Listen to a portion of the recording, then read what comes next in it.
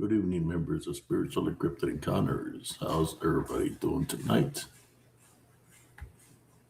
For those that are tuning in on stream, Facebook, YouTube, Twitch, how's everybody doing tonight? I was debating whether or not to make a live or not tonight.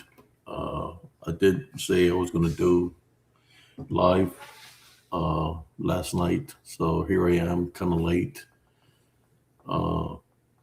Just hanging in there, brother and sisters. You know, this move has taken a toll on me, but I'm still doing the live as I promised.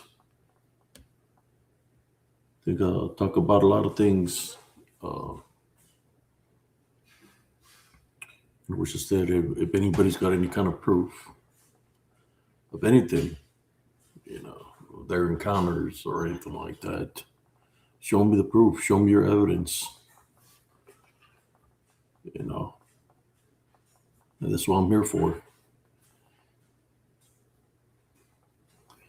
So what I'm gonna do is I'm gonna share out this live feed real quick. How you doing, Beyond the Box? Here we go.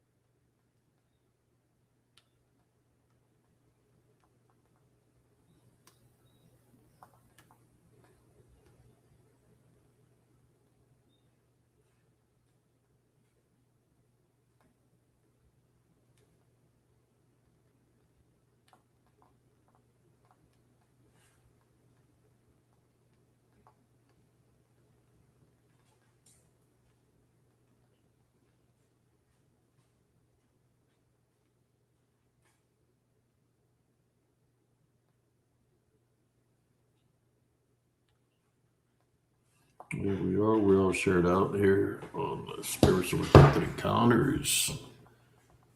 How you doing, Sister Madeline?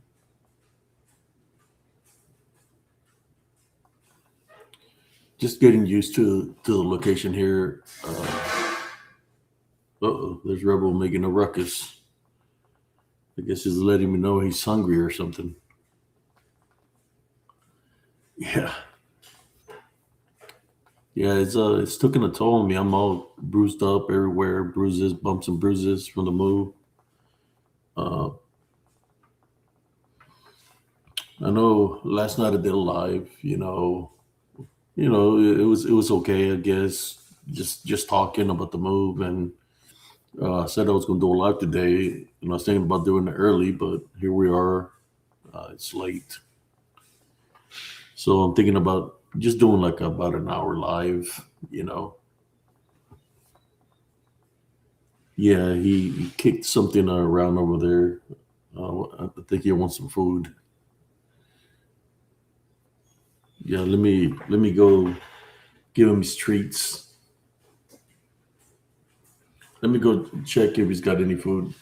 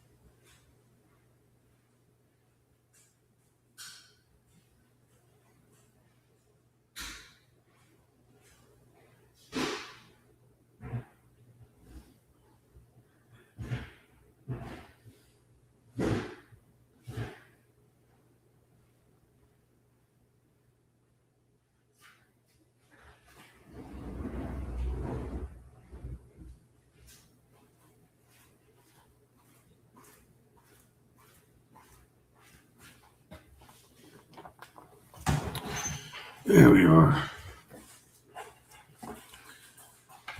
Give him some food. Yeah, he's I got him on the other living room. So he's getting used, he's used to coming and crashing the party here. Uh I just give him food, and I got Rocky. Well, he lives in a garage. It's pretty fresh here. Even the garage is fresh. So, everybody just getting used to the environment.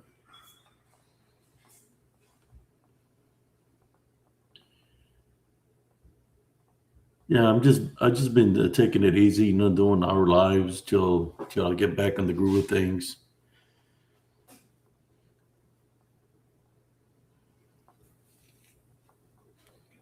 That's all I've been doing about our lives. Yeah, though we got a lot of projects going on besides the move. Uh, Building a fence. My stepson about a drill, want to drill a hole for the poles, and my stepson is the one that's building it. So he's already got the holes and the poles with the cement already in it. So like in about 2 days, we're going to build a fence or a part of a fence. You know, it's going to be projects that we're going to be doing. Beautify it more. It's one of the projects. The other project will be another patio. We have a patio already, but built another patio. So that's two projects we want to do.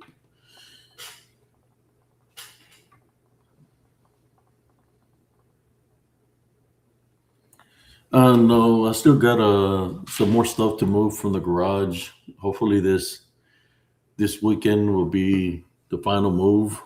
You know,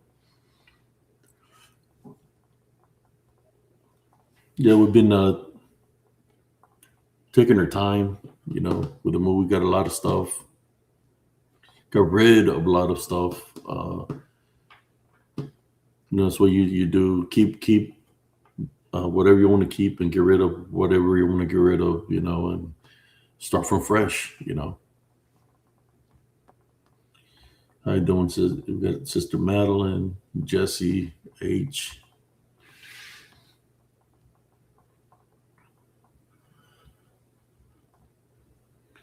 You know, I haven't been following the things with the Bigfoots or nothing like that. I mean, to me, people can say whatever they want to say, but I just see a man in costume. There's nothing that anybody can say to to make me think otherwise. That's what I see as a person in costume. And I'll stick to that. Uh, which is the Patterson film, right? That's what I see is a person in costume. Uh, but in saying that, that doesn't mean that people that have had witnessed Bigfoot sightings all throughout the world doesn't mean that they haven't seen something out there.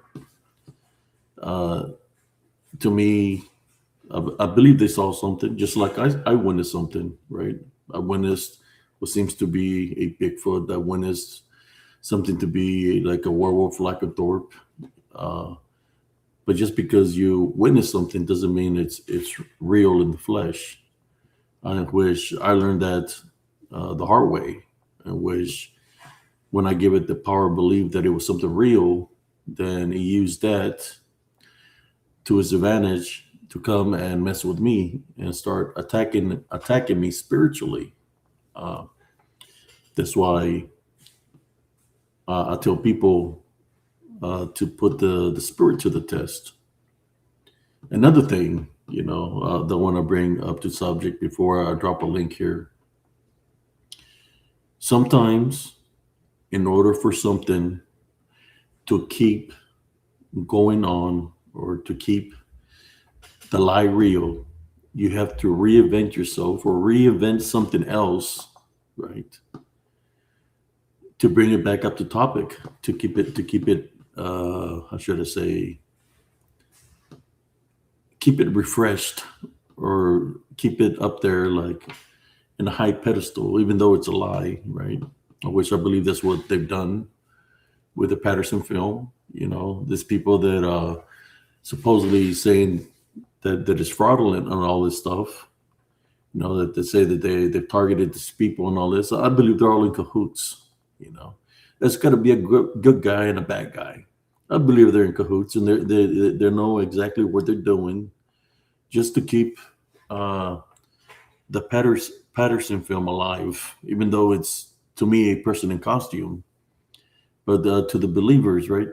The bigger believers, it's like a little cult. I'll call it like that, like a little cult. It's like a little cult of people, that they rather believe in a Bigfoot than believe in Jesus Christ. A little cult. They go out there at nighttime and summon they say they have the powers to summon the Bigfoots or the shadow people with their little walking stick and their little mineral on the walking stick. That they summon them like some wizards, like Gondor from Lord of the Rings. Yeah, there's a lot of there that they're not saying. So it's crazy, and I'm going to drop a link right now. So let's talk about it. Let's talk about it here in Spiritual Cryptid Encounters. I'm getting the mood on because this is something that I've been witnessing, that I've seen, and I just see call it for what it is. So here we go. Aquí estamos. Here it is. Dropping the link, y'all. It is open mic night, so I'm dropping it. I'm dropping the link, just like the people that go out there camping of the LBO, drop their doors out there, pretend to be pigs and shit. School luck, big boy. I ain't saying no names. They're out there running around with masks on, talking about squeal like pig.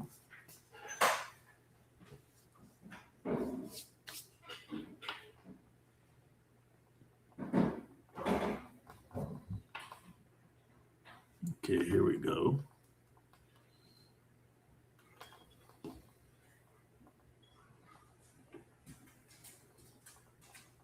Oh yeah, let's talk about it. That's what I'm here. Let's talk about it. Let's talk about the things that the Bigfoot groups don't allow you to talk about. Just like the topic I'm talking about, the things that they don't allow you to talk about. They just want you to agree to what they're saying, but they don't want you to say anything else that contradicts their beliefs, right? Or should I say what they worship, their cult. I'm here to talk about it. That's why I got this open mic night. Let's talk about it. If there's any Bigfoot believers out there, same people that targeted me many years ago, after I brought the spiritual aspect of things to it, you're more than welcome to jump on. I don't want to see no footprints. Let's talk about it. Let me hear what you have to say of anything of what we're talking about here.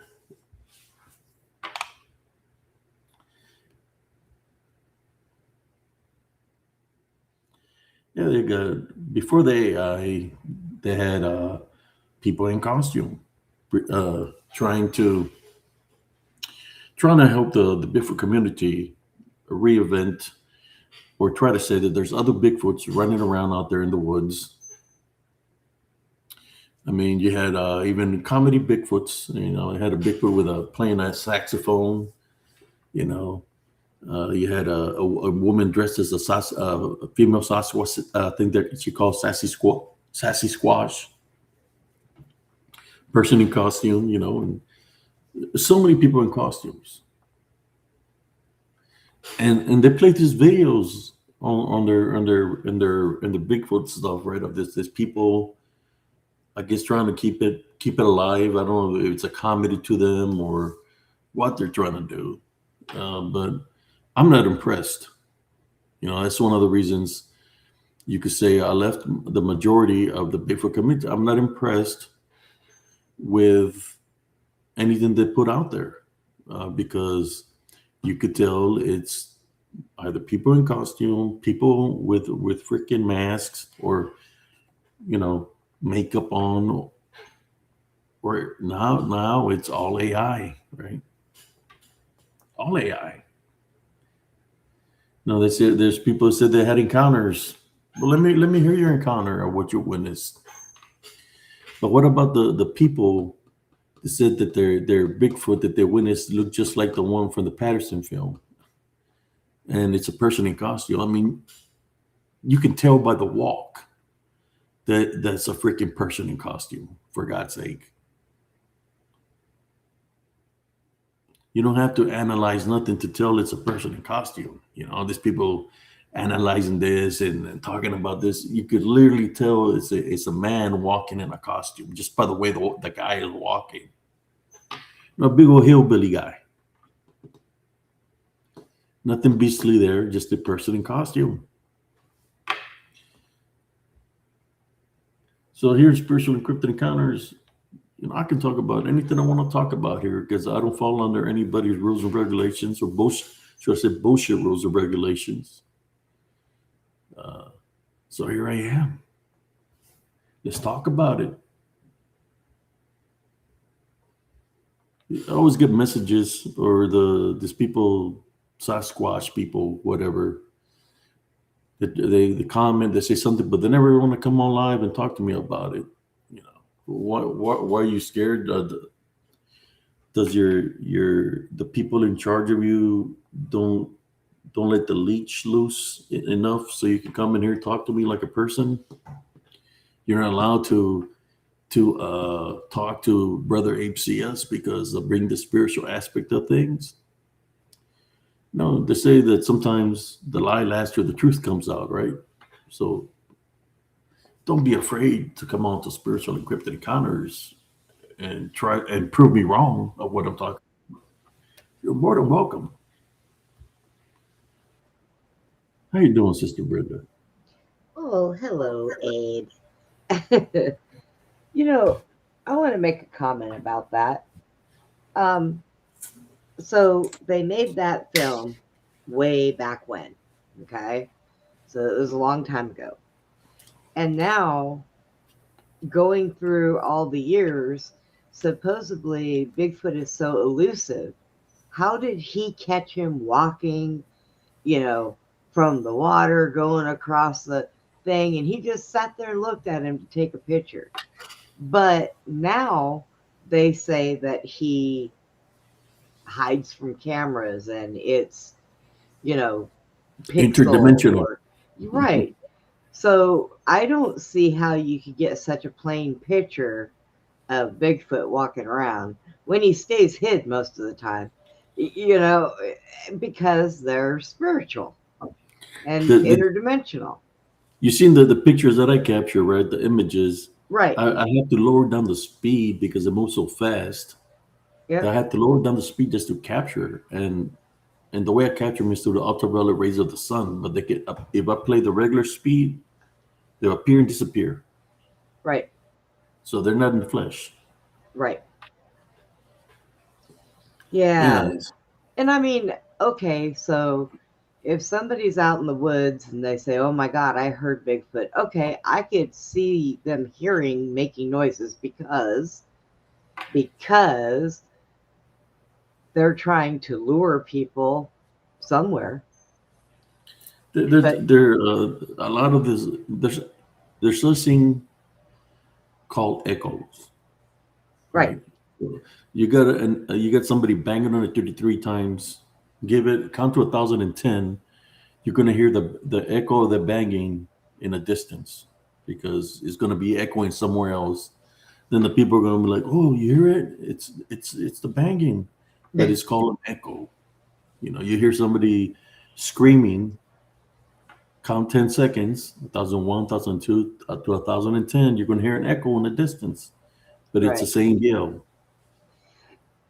And you know, Echoes I echoes to that. I think that I told you that story about those guys that went camping and they were hoping to see Bigfoot, and they went over and banged on a tree, and then they heard the banging come back, and they kept following it and kept banging, and it ended up being a group of another people that were out there looking for Bigfoot. They were knocking at each other, and they all met up, and they were like, "Whoa!" Yeah. So, I mean, things like that happen. I don't know.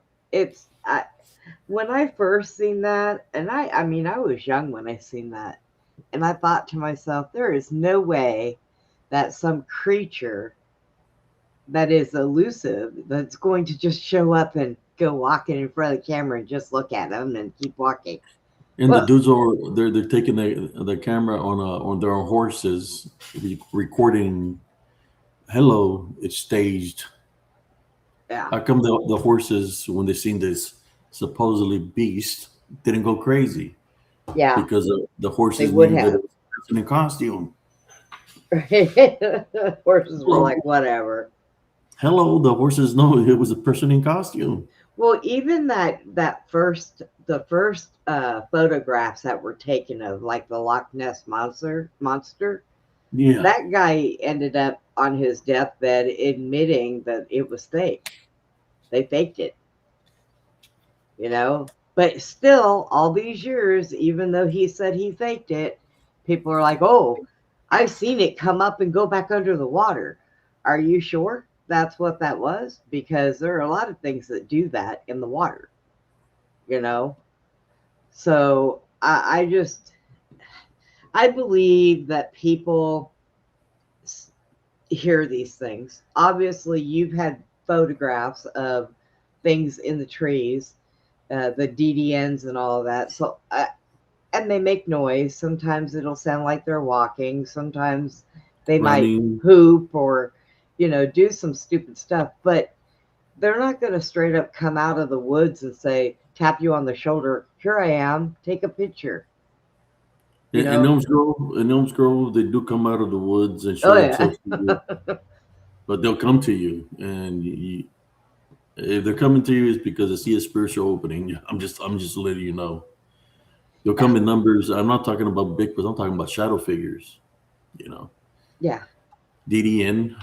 I mean, the same shadow figures that we've seen up here in Temple area. Championship skinwalkers are there. They're manifestations. I was in Temple today. Um, I had to take one of those. They're called safe rides because I took my new wheelchair. It doesn't fit in the car, so they had to come get me in one of those medical vans. And it was horrible, Abe. I couldn't believe it.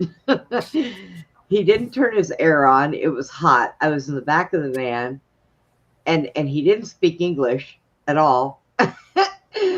It was kind of weird. Like he said a few words here and there, and I listened to. It sounded almost like Caribbean reggae, and it wasn't in English either. And I was sitting in Temple today while I was waiting almost 2 hours for them to come back and get me, and I was thinking, I wonder what Abe's doing. Yeah, But yeah, it was. Sometimes I think that people just they want to believe in things, because I've had people say the same thing about, when you talk about the Father, you talk about Jesus, and they're like, oh, you want to believe in that, so of course it's going to be true. Well, okay, but I'm not talking about some big old 10-foot hairy person walking around that just pops in and out of reality. I mean, it's so they want to believe, okay, but they're never gonna get the evidence. Even some of the foot prints, I look real good at some of them, and it looks like somebody takes their heel, drags it, and takes their foot and kind of smushes it in there, and then in puts the mud, toes. in mud. Yeah, When And they soil that's loose, and they it makes always a good find only footprint. one. Yeah. So are you trying to say that Bigfoot just hops around on one foot? They're like, Because oh no, he astral projected and landed on 1 foot, and he astral projected out of area. because I've No, never it's seen them more where of they've showed prints where they're if actually somebody's it's a walking. left print, they took the right boot off. If it's a left, I mean, a right boot, a right print is they took the right boot off to make the footprint. If it's a left print, they took their left boot off Yeah. to make. Yeah, I don't know. Uh, I just don't know. I mean, how's that show song your go? Isn't there a song like that about stomp your foot or one stomp? yeah. Yes. But I mean, you're not a real researcher if you have to fake things. You know, get in there and do some real good stuff. I mean, how hard is it? You walk around with your camera and catch this stuff on your phone. And Yeah. these people are taking all this high tech equipment out there and they're not getting anything. Well, because you're not naturally walking around like, hey, I'm going for a walk. You're out there saying, I'm going to go catch this thing or I'm going to, well, okay, have fun. There's somebody here. Who's this? The amazing something. But I don't see him here. I don't see him anywhere here. I don't know. Anybody see the person named Amazing something and on YouTube? In the chat, no, I don't see anybody. Let me see who this is. It's the amazing Sage Cooley. Come on now. Oh, Oh, okay. It wouldn't show, man. I just seen like Amazing something. I'm going to be an advocate for the PGF film as it stands. Okay. None of us have seen this supposedly new capturing Bigfoot film, correct? right. None of us have seen it. Just a handful of people have seen it. They're all talking the same way, just like when that big event kicked off in 2020. Just like all the news stations said roughly the same script, almost word for word. Yeah. Okay. Number 2, just about any type of image that people can produce from the 1970s and 1980s and 1960s, the costumes, don't come close to that. My ex-wife is a big-time theater nerd.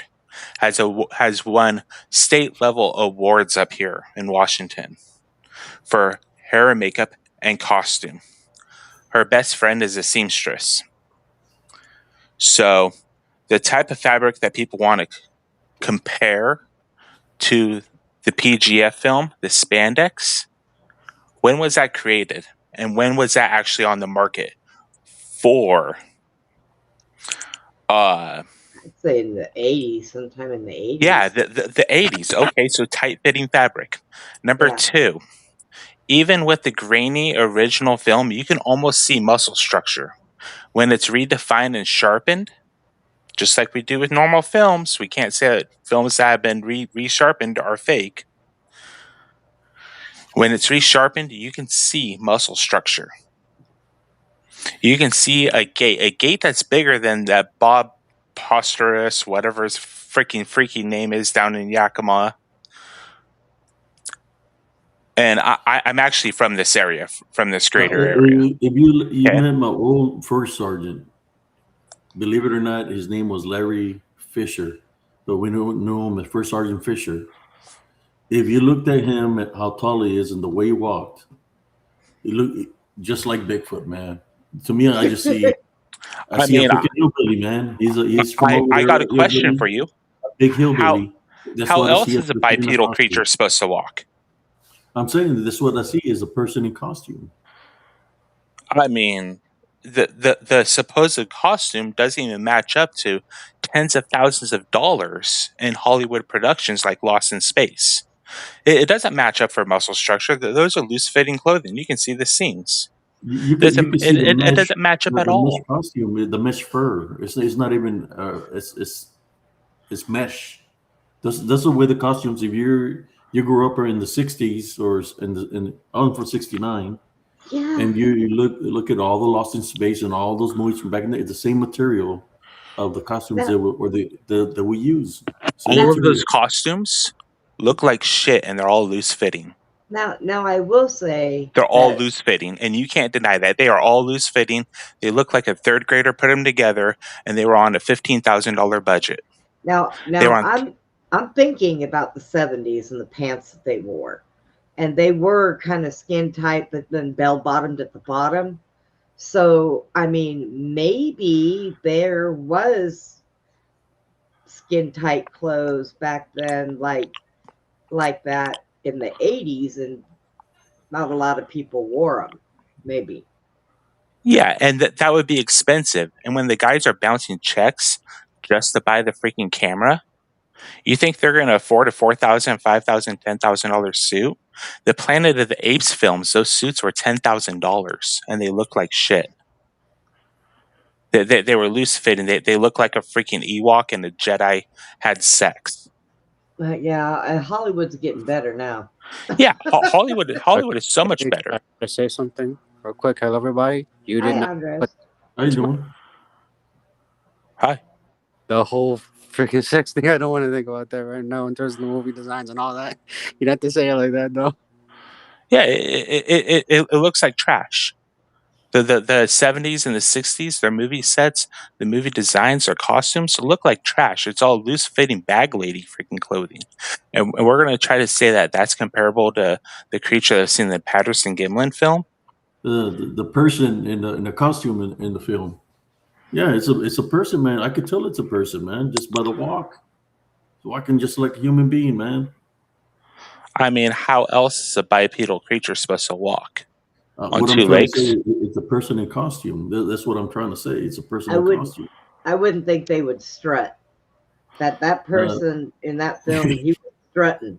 Okay. it's straight.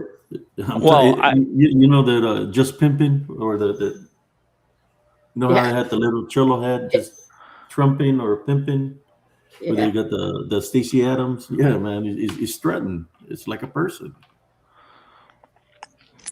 Oh yeah, Willow was a good one. Willow. Yeah.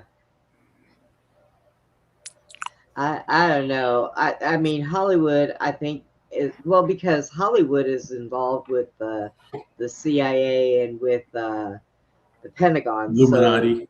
I so think if people are going to say that this is a Hollywood set level costume or beyond that, are these cowboys going to afford thousands of dollars for one of those costumes? well back then I don't think it would have cost that much. It wouldn't Uh, cost them much to make a The, film. the costumes cost a considerable amount of money, and filmmaking costs a lot of money. You should probably go do a little bit of research on the cost of making a film And we did and not see costuming. any kind of teleportation or any kind of what was it, Sister Brenda? What Interdimensional disappearing act. You know, yeah. in Well, that film. have Did you you see ever the actually sat translusion down and listened like the listen to Predator in them? any kind of way, shape, or form? Have you actually sat down and listened to these guys give their encounter and talk about their encounter? No, I'm saying Because the film. I'm talking about the film. I am talking about the film. Have you In the film, there's have you nothing have you in the sat down and been footage. honest with what these guys are saying? One of the guys got basically bucked off of his freaking horse. If you go and do your research about it, Bob Gimlin got bucked off of his horse, and he hasn't changed that fact since he started talking about it.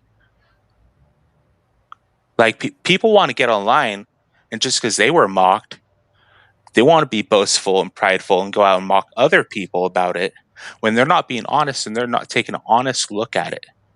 Well, the guy that Pe- wore the pe- costume said he got fucked out of $2,000. They didn't ever pay him for wearing the costume. So I have a question: if this That's what he guy, said. if They this didn't guy's ever going to pay go him the along with the money. hoax and then go later on and say, "Oh, he got fucked out of money," is he a liar then, or is he a liar now? Well, what I want to know is that film was done in like what the '70s. 67. Okay, so it was done when I was born. But now it's becoming controversial here in 2026.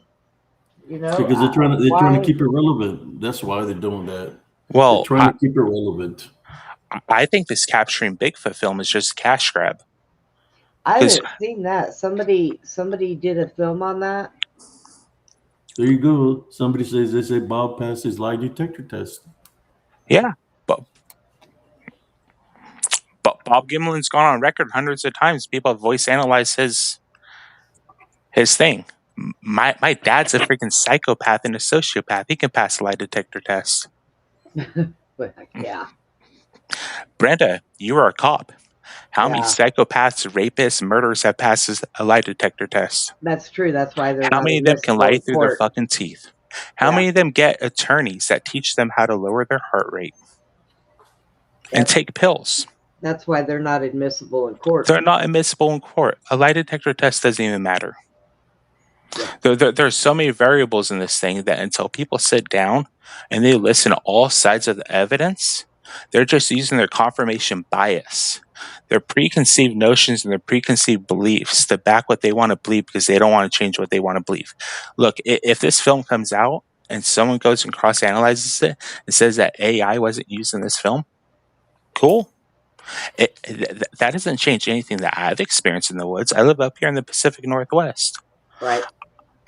I live near freaking There you go. trees and Sister mountains. Anna Wilson says they're trying to keep people angry because anger is a spiritual opening. Yes, it is. And believing is a spiritual opening too. I mean, there's a lot of like spiritual openings, man. Like I'm just people engage responding in to a lot Sister of Anna Wilson. shit out here. Yeah. So, somebody made another film recently about capturing Bigfoot. Now, what I want to say about that is first, if you capture Bigfoot, you can bet bigger than shit that the military and the CIA are going to swoop in on that. And any evidence you have that's on camera, they're going to take it. Okay. I'm just saying right now, anybody that thinks that they're going to capture Bigfoot, they're not going to be able to release any kind of a film about it. So, not nowadays, especially not nowadays. With this is like the exposure year. And with everything that's going on, you capture Bigfoot, yeah, they're going to swoop in on you. Yeah. Speaking of that, Brenda, if you had evidence that the Bob Gimlin film, that the PGF film was fake, Yeah. if you had evidence of this, would you be going out and trying to make a cash grab on it, or would you just release it on YouTube? Well, I don't think that they ever made any money on it, but what they did do is they built up the hype on it, so people are really digging in, trying to, you know, get in there and find Bigfoot. People do it all the time. So, what these guys are trying to do with this new capturing Bigfoot film, they're trying to find the highest bidder, Oh, yeah. a big network, so they can make their cash grab, whether this is real or not. If I had evidence to settle something that was from the 60s, that's basically like almost a cornerstone of the cryptid world, I'd release it on YouTube. Do you know how many hit pieces are out there on Oh, yeah. YouTube? Yeah. Why not? There's no doubt in Is that. this just some big old cash grab? So these other people, they're trying to sell it to the highest bidder. So basically, Yeah. so that would have to be, in order for anybody to buy it, they would definitely have to get in there and try to debunk it. So it's going to So be looked over with a fine-tooth comb. yeah, and if these guys have put out this footage, all these different networks already, and you bet they have in the past 2-3 weeks, and they're not biting it, why is that? Yeah. Is it really bullshit? Because Yeah. these networks put out this bullshit like finding finding Bigfoot, and they put out They're that trying to shit. Why hype don't it they go up, put man. out They're trying this? to hype up all these shows are trying to hype it up so people can continue to believe in Bigfoot, man. It's all bullshit. That's all they do. That's what the same thing those people are doing. Somebody got to be the good guy, somebody got to be the bad guy to keep it going. Keep the lie going. Yeah, until someone can I'm not produce saying that actual evidence. that manifestations don't exist, because I've seen the manifestations of these beastly manifestations. I'm just saying that the film that they made looks like a person in costume. That's all I'm saying.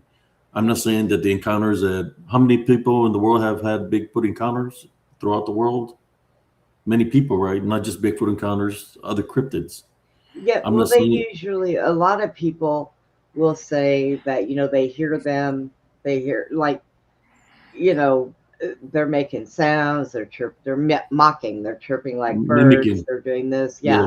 mimicking. So, I mean, okay, I can believe that that would happen because even if they were DDNs, they're still going to make noise Yeah, because they're going to mess with people. I mean, if I was interdimensional and I could pop in and out of reality, I would probably screw with people too. I mean, what else would I have to do?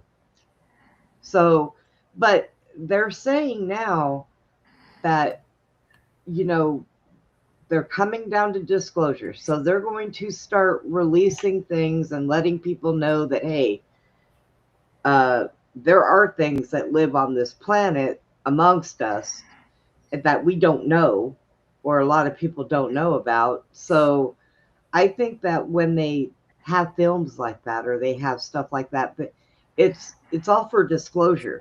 Because look, back in the 60s and 70s when all this stuff was going on and the UFO things and I even think before that, UFOs were pretty was one of the things. I think what year was it when the thing in the desert happened with the UFO? Roswell. Roswell, yeah, in Oh the '60s gosh. too, wasn't it? Yeah. No, '50s, Oh no. 1940s, Yeah. in the '40s. But 1941 or for 1943.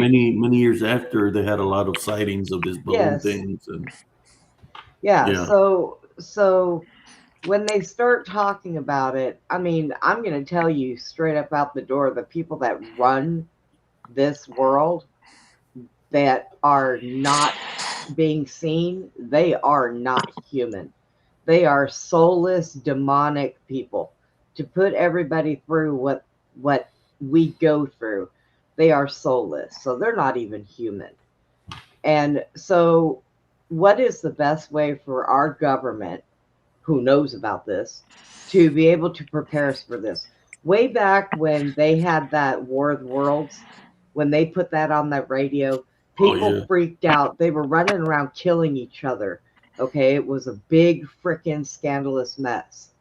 Well, nowadays people are more accepting to, well, yeah, these people live underground. They're freaking lizards. We are more open to different things now. So keeping it from us is a big mistake you had because I think, the Sleazags from Land of the Lost. Uh, yeah, of course, Lost in Space. They have different things in Lost in Space, and then you had uh, I guess in the early late '70s, the movie V yeah, with England. They're a reptilian. yep. They were here to take over the world. And So and when you I'm hear gonna, these things, when I hear people say this, things, man, that sounds like V. When they yeah, talk about their eyes and this, they had freaking contacts in V where the eye changed colors. And then you had many other movies, kind of like the one with Roddy Piper when he had the glasses and he could see them. yep. What was it And movie? What was the and movie called? that was They live. yes, they live. But They Live. a lot of times, a lot of the stuff, if you think about it, if you watch movies and think about the shit that's going on now, basically the movies that they made in the 70s and the 80s, they're playing out what is happening now. So it's almost like they tell you without telling you. Yeah. They put it like I'm gonna Stranger Things. Stranger Things, they originally were going to call it Matok, but they didn't want to do that because it was too close to home. And Stranger Things is actually about MK Ultra and about the stuff that they used to do when they tortured people and made their minds fracture and all that stuff. So basically, that is not a movie. That was a documentary. So a lot of the movies nowadays, they tell you what they're going to do. So, I mean, I Yeah. don't think that way back when that was done, when that Patterson film was done, that they were doing stuff like that then. Possibly, but not as The hardcore as they. only place that I seen a Bigfoot was I think the one that cousin Jesse talks about was a cartoon, Saturday cartoon. It had a boy and a Bigfoot in it. I just remember the name of the show. The Hendersons. I don't know. It was an older show from the 70s. Yeah, I think the Hendersons. I think Harry No, and that's the no, Hendersons. Harry and the no, no, Hendersons. not the Hendersons. It was another one. They used to show on Saturday mornings. It was a boy and a Bigfoot that would come out on the show. I just can't remember the name. It's from the 70s. But the closest to Bigfoot that I seen was the $6 million man when Under the Giant put on a costume as Bigfoot. Oh, Besides that, wow. the Patterson film, what they had. When you look at the books, when I was in elementary, they had books. They had like they had the Loch Ness monster. They had Godzilla, King Kong. Then they'll show, the Bigfoots, the Patterson Bigfoot, and different things in that nature, right? From Are you movies, talking they'll about? show things from movies. Hey, Abe, I just looked it up right now. Are you talking about Bigfoot and the Wild Boy? Yeah, that's it. That's it. Yeah, I just looked it up right now. It's 1977 to 1979. Now, Hmm. let me ask a spiritual question on this. And Okay, Chaka is another one too. Felix W says Chaka, yeah, from the Land of the Lost. There will so be an adolescent Bigfoot, Chaka. so you know that our minds, there is such thing as manifestation. Okay, because it goes along the lines, Abe, with what you say. Well, if you believe in it and you give it the power of belief, then they're going to be there. So, do you think that maybe some of this with Patterson and all of that, maybe it was manifested? Maybe it was summoned in some way? Was there witchcraft involved? I mean, it's a good possibility that sometimes when people like even this movie that they just are supposed to be coming out with, witchcraft can bring, like Anton LaVey and all of them, they used to summon demons. They would summon this stuff. And most of our country and others around the world, they're Satanist. So does anybody think that some of this stuff But could this be wasn't manifested? the. I got a question, Sister Brenda. Yeah. The guy that was in charge of the film, of the Patterson film, he will make costumes. Yeah. He will make costumes. If I'm correct, right? He will make costumes. I don't know what for. I mean, what was he gonna He will put them make on? costumes for movies. Oh yeah. Yeah. Well, and they are good with costumes. I mean, look at the Joe Biden that we just had. I mean, Well, now, Well, yeah, the material they use now is like Patterson and six-year Gimlin clothes. were cowboys. One was No, a but carnival guy. The one other of guy them was a made cowboy. costumes, I believe. One of them was into making costumes, but they knew somebody that made costumes. so you said Something that like one that. I of can't the remember. you said one of the guys was an awful person and the other one was just okay. I mean, what was the one who was a bad person? What was he into? You know, I mean, there No, is that fact.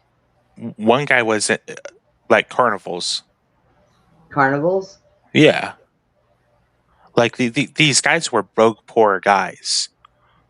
Like being a cowboy down here in the Yakima area, riding broncs. That's not a great paying job. You're gonna die poor. Well, Like that's true. you're gonna die poor. Working at carnivals and rodeos, Oh yeah. you're gonna die poor. Hmm. Modern day, that's a job for junkies and felons. And weird people. Yeah, Just Wasn't like there? these guys weren't wealthy to afford a freaking Hollywood level freaking. You know, they barely had the money to even get their horses down there. Like expensive as hell back well, then. but I want you to think about something, especially being associated with carnivals. Do you know how many of their attractions that they had, like a mermaid in a glass Yeah. box, and that were faked, but they looked good, they looked real, but these carnivals had this stuff where they had fake stuff. So, I mean, so I could see them coming up with something like that. Now, what if the Bigfoot that they used was somebody from the carnival who had that werewolf disease and was an older person? You see what I mean? You see what I mean? There's a lot of variables in it. Like I mean that's a lot of what ifs. true, that is true, Like Yeah, but you oh, never know. I knew a person that had the all the hair on the body. A kid when I was growing up, and he looked like a werewolf. Not like doesn't look like the Patterson costume. You Yeah, could tell that the hair, the same hair of the face, and the is the same hair he had on his face. He was all hairy all through his body. We used to go fishing on the weekends. So every time I go fishing in the Gulf of Mexico, or is it Gulf of America now? What is it? yeah, I Gulf don't of know. America, I don't know. I knew it was the Gulf of Mexico. So right? it happened when it was the Gulf of Mexico. I was fishing and I was fishing with a werewolf. It wasn't a werewolf. It was a boy that had that disease, all the hair on his face. Yeah, He had it all over his body. yep. So I don't know. I mean, okay. I just ran this through Google Gemini. I asked, was anyone in This the is Patterson Gimlin film involved with costume design? The answer, no one officially involved in the 1967 Patterson Gimlin film, such as Robert Pattinson or Bob Gimlin, was known to be a professional costume designer.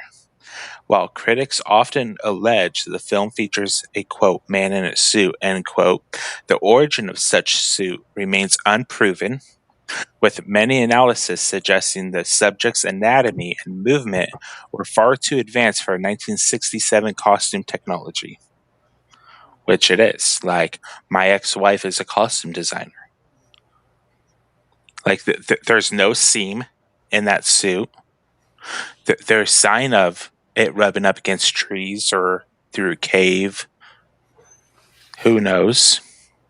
to me, There's he looked signs of that. like a redneck or a hillbilly in a costume, man. Though, just by the way he was starting. I'm just being honest. There was no Mexican in there because if you a would have been a Mexican it would be redneck, he would have. too short.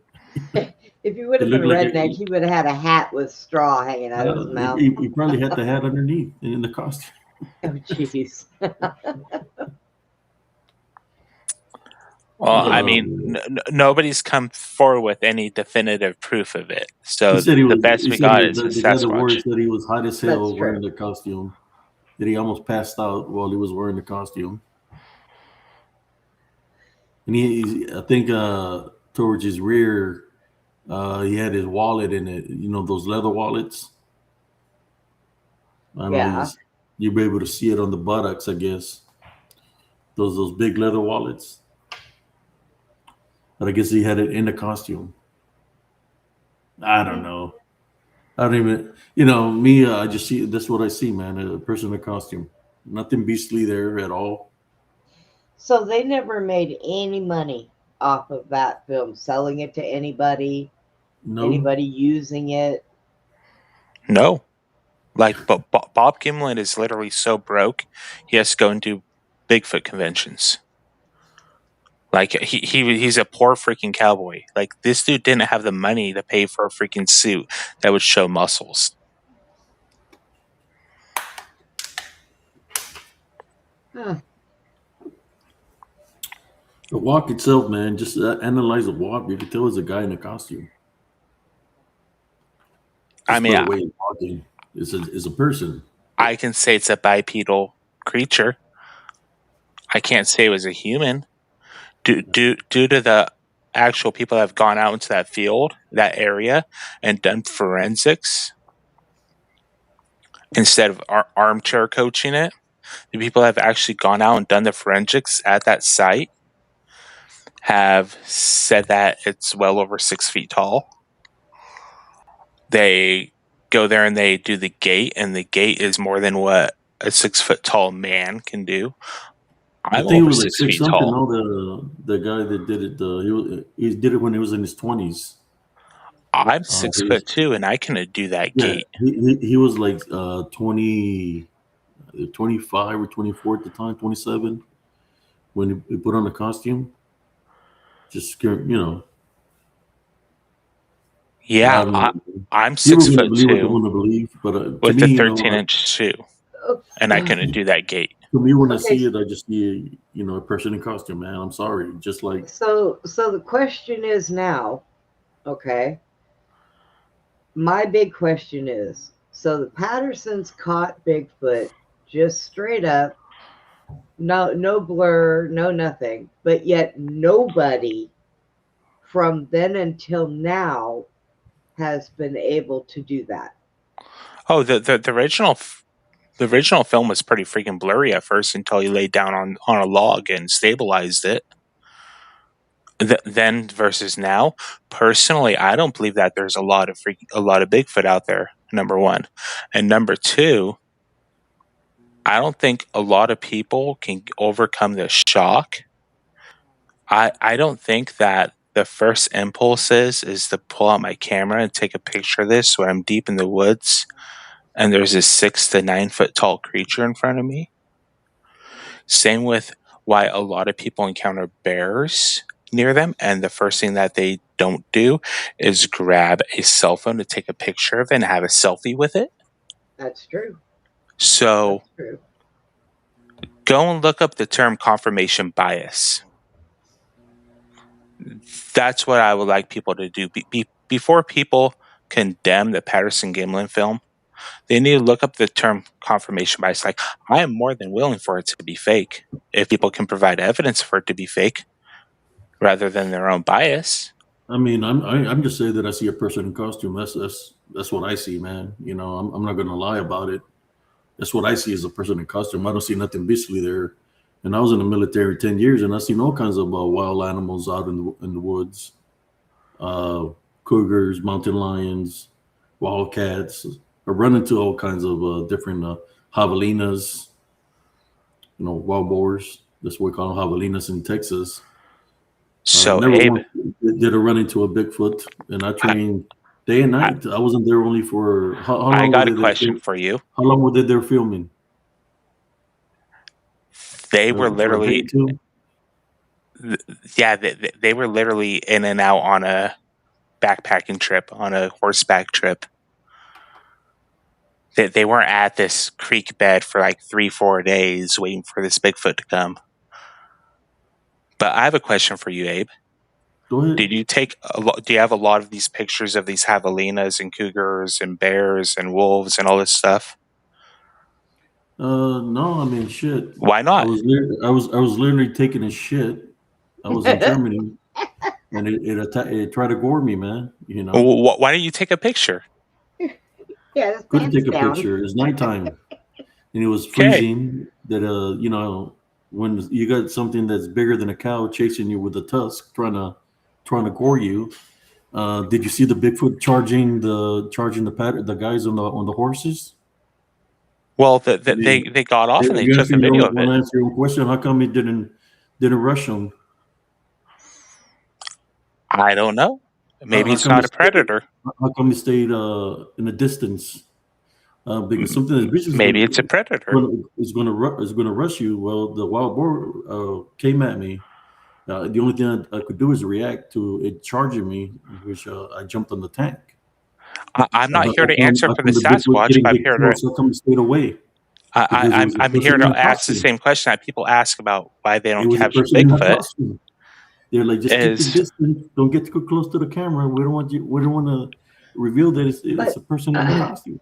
but the Hello. difference is, Andreas, is a lot of people that go out there, that's what they go out there for. They go out there looking for Bigfoot. They take their equipment, they take all their stuff. So if they Well, see one, they're not going to just grab their equipment and run. They're going to try to get some kind of evidence. That's what they do. so I will err on your guys' side on this. I do think there are a lot of hoaxers out there in the field, but Yeah. I also think that there's a flesh and blood Bigfoot out there in this world.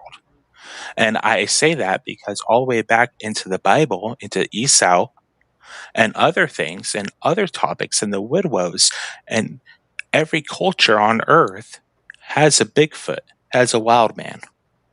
So I'm not going to say it Yeah, doesn't exist. that is true. And that's what they called him, was I'm the not wild saying man. that something doesn't exist. What I'm saying is there is DDN, which I believe they manifest to whatever your mind, whatever you're believing in, is going to manifest to your belief, because they're unclean spirits of the Nephilim, so they're going to manifest. Then they know your spirit, so they know what you're thinking, what you're believing in. They know if you have spiritual openings, right? That's why I say when I see the film, I don't think it's something like that, because I've encountered the things that are out there in the woods that are of unclean spirits, which I have evidence and proof here in spiritual cryptid encounters. When I see that, I don't see nothing like that or sense nothing like that. What I see is a person in costume, Not saying that people haven't seen things out there, because they are out there, but they're in spirit. When they say that they appear and disappear, or they're interdimensional, well, it's because they're in spirit. They're not something that's in the flesh, something that's gone deceased. I had Oh numerous no, encounters on I base. believe there's a physical, real, living Bigfoot out there. I believe that there might be at the most 500 in the U.S.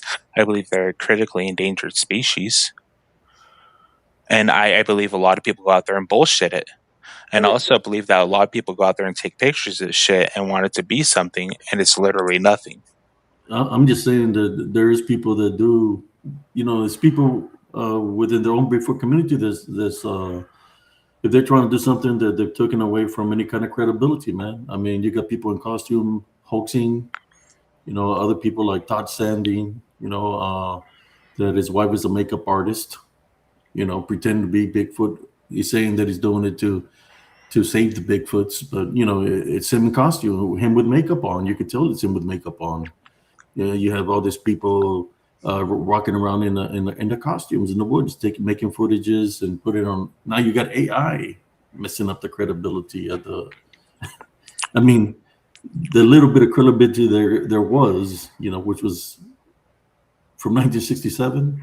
Some film that somebody made, but I'm not saying that the people ain't seen something. They're seeing something. The only thing I got to say to them is put that spirit to the test. Ty Brand rebuke it in the name of Jesus Christ. But I noticed something. There's a lot of people that are Bigfoot believers that believe in the Bigfoot, but they don't believe in Jesus Christ. They don't believe in Jesus Christ. Now that's true. They're like cult-like mentality, walking around with scepters and with saying they could control the Bigfoots. The only thing that somebody would say they could control something is if they're summoning them, like witchcraft and necromancy. So there's a lot of that in the Bigfoot community.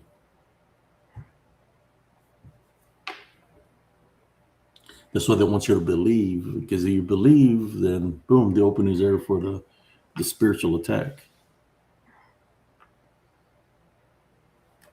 I mean, I would never say nothing. I remember being in somebody's Bigfoot group. The rules were simple. If you can't agree to what somebody's saying, don't say nothing. I wouldn't say nothing about anything. But then he targeted me because I was defending myself against two of his homeboys, and he booted me out of his group. So I talk about it freely here. At that time, people have I guess acquaintances and stuff, but when you can't say what you have to say, and they say, okay, put on your duck suit, you're gonna walk like a duck. I'm in charge of this group. You're gonna walk like a duck. That's bullshit. You're your own person, and you're able to say what you got to say. That's why here in Spiritual Cryptid Encounters, I let anybody say whatever they want to say. whether we agree or disagree, at least we're talking about it. That's important. Talking about it to me, instead of that you see that. I think there was numerous times that they put footage up there that it was already uh, put out as a hoax, and they put it out there. They want you to freaking agree it's real when everybody said it's fake. You know, people in costumes, people with makeup. It's like I can be in a group like that. That it's kind of the next thing. The next step will be like, just drink the Kool-Aid. Don't worry about what's in it. That's and Screw that. that didn't get some people very far. Screw that shit. You can keep your Kool-Aid. I'm out of this bitch. Excuse my French. Oh, it's for adults only here. So yeah, you can cuss in here. Wind up like what was the name of what was the guy, Jones, something like that. No. But it wasn't Kool-Aid. It was Flavor Aid, right? Jim Jones and his Flavor Aid. Drink the Flavor Aid. That dude was. There was a lot of sinning going on there. Bestiality and all kinds of. That was also, by the way, it was the CIA that flew in the poison for them to put into that drink. So, and Waco, the CIA had a lot to do with that too. David Koresh, yeah. Yep. We was on Amber Alert, and we thought we were going to go there, our unit, but then they sent cops and all kinds of people over there. Yeah. So we didn't get deployed there to go handle the situation. But it was a cult-like activity. What, Andres? I wanted to say, does Sage see that comment that Jesse H said? I'm not sure how to pronounce the angel's name, but apparently it was a man, not a woman, apparently. Who? No, The angel Moroni? yeah, that I haven't like. So I've covered this topic once before. I have a belief about spiritual experiences, about a lot of them, and people seeing things and seeing angels and demons and other things, Dragons, all sorts of stuff. Like you name it, just about anything. Like, yeah. So I study a lot of psychology. I think there's a lot of schizophrenia, untreated schizophrenia out there in the world. I think there's a lot of untreated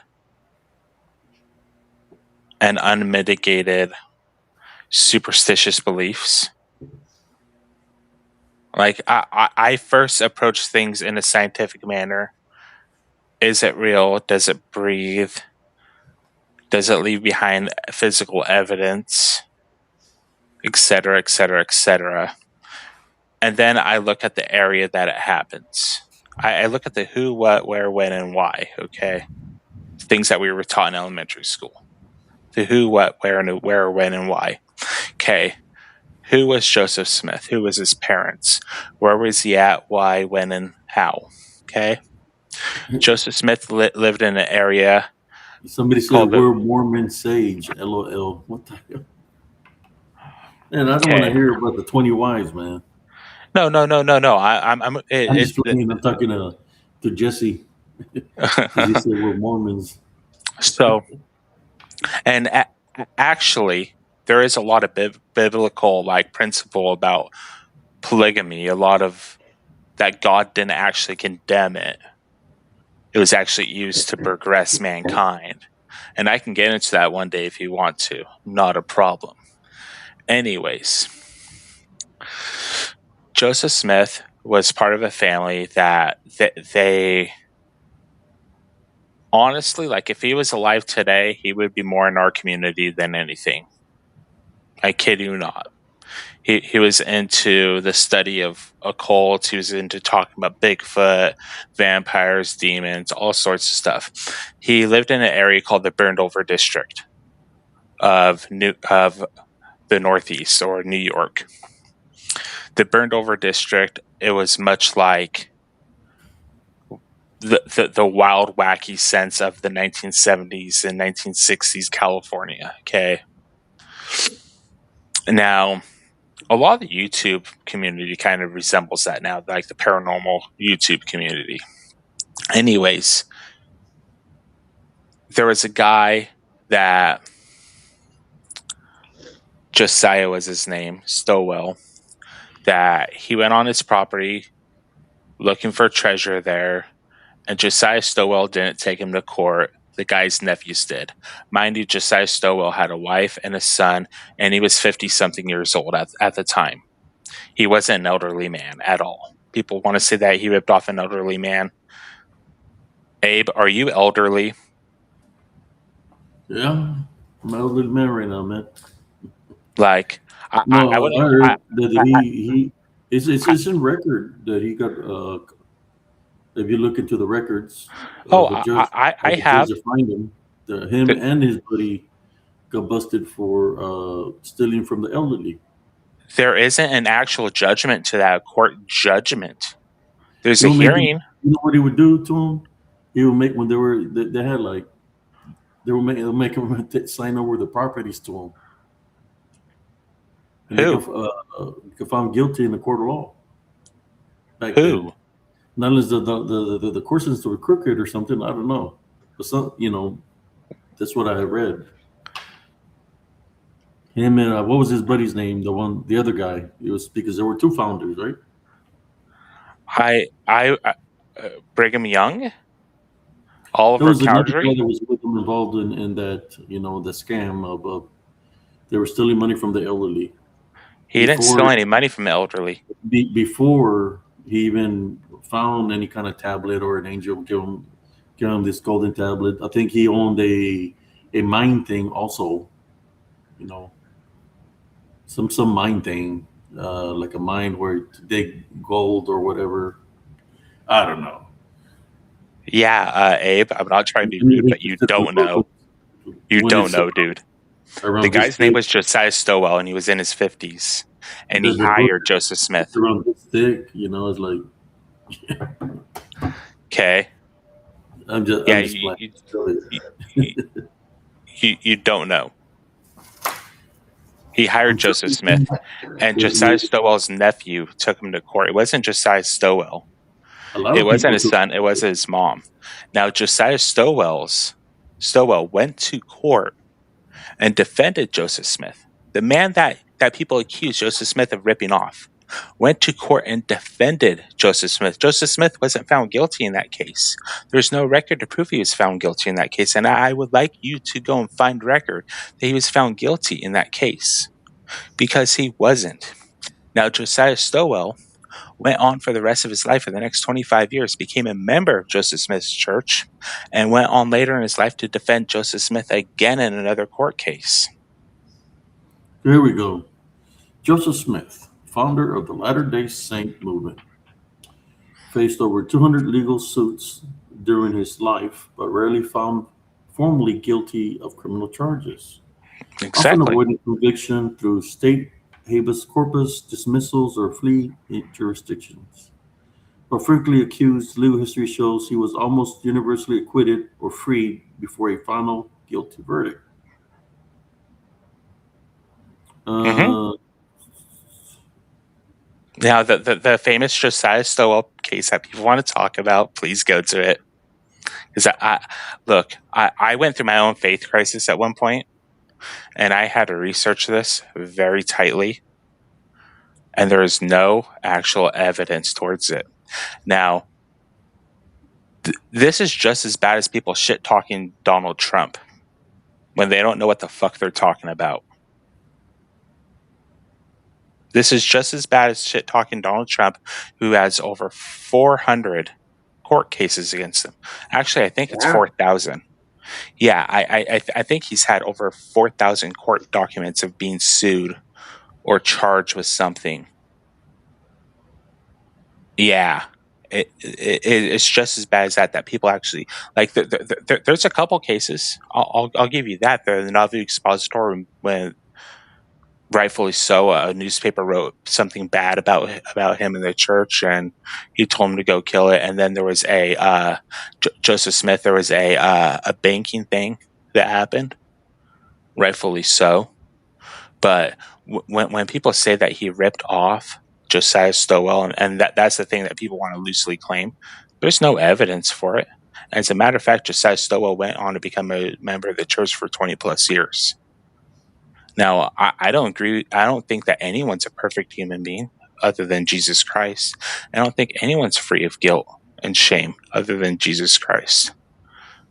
But I definitely research shit before I open up my mouth about other people's faith. Actually, the last words that Joseph Smith spoke was, "Oh Lord, my God." Yeah. This exclamation is considered a partial recitation of a Masonic distress plea. "Oh Lord, my God, is there no help for the widow's son, as he was a Mason?"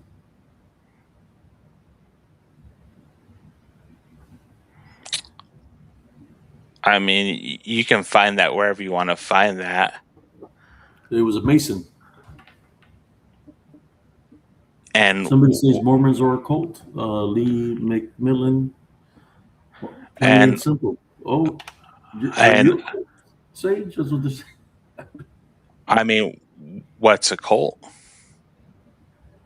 Cult of personality? No, Abe. Seriously, what's a cult? No, that's what the person is saying here. What's a cult? Miss Leah McMillan, Mormons or a cult, plain and simple. What kind What's of a cult are we cult? talking about, Leah? Christianity's a Leah? cult. What kind of cult are we talking about here? What's a cult? Like people like to throw around terms all they want. Like, I mean, Christianity's a cult in itself. I mean, we worship a guy that died on a cross that said, oh, God, they know not what they do." Wait, hold on. Sage, you do know that that's not Abe that said that Yeah, I know. He's just repeating what these people are saying. Okay. I was just making sure because it sounds like you're getting just a little heated about it. Sorry, my bad. I mean, a lot of things are cults. Like, we're a cult. Somebody put a Christianity, a cult, LOL. Yeah, Cult or occult? a A cult. cult or occult? For I mean, after all, Christians did burn a bunch of people that had schizophrenia or were just blamed for shit in Salem without remorse. Okay, so there is one thing that everyone here, I think, can agree on is that everybody will always use a cause being like the Mormons, Christ, something that fits their narrative in order to do acts of evil, which you, Sage, pointed out just right now. Things Yeah, burn witches and everything. yeah. People will always find a fault in something that they don't agree with or understand and call it a cult or bad or whatever, or evil, when most of the time they don't even know what the hell they're talking about. And I know they what can't actually a back cult it up because with, I knew the brujas that came after me, in I the mean, form of lechuzas and the dark witches. So that there were cults. The like people that are affiliated doing the works that they do with the worship, the evil works that they do. When I dealt with the witches and warlocks, I've been fighting them all life, so I know about even when they come at you during the day, pretending to be your friend, giving you a smile, but they're not really your friend because they're really your enemy. Trying to find a way to try to get you. So I dealt with that all my life, so I know about cults. sure, those are cults down there, but if someone's going to call my religion I a know cult, about cults, people that are wicked people, man, that are infiltrating. People that like to infiltrate, just to plant a negative seed. Try to keep people confused. We see a lot of that here in the podcast, right? In the paranormal, spiritual, crypto community. I think I was in a. So we're talking about Bigfoots earlier. I was in this group called Christian Believers of Bigfoot. That's what they were called. Christian Believers something of Bigfoot. I can't remember the whole name, but they had like millions of members or something. So I'm there and I'm talking about Jesus Christ, about Montana Level Foundation, and one of the admins contacts me and tells me that I'm in the wrong place, uh, and they tell me that the group is not really about Bigfoot. It's because they're a cult. That they're just using Bigfoot to continue their practices or what they worship. That that's a cult. And they told me I was in the wrong place. So I said, okay, well, thanks for letting me know. And I left the group.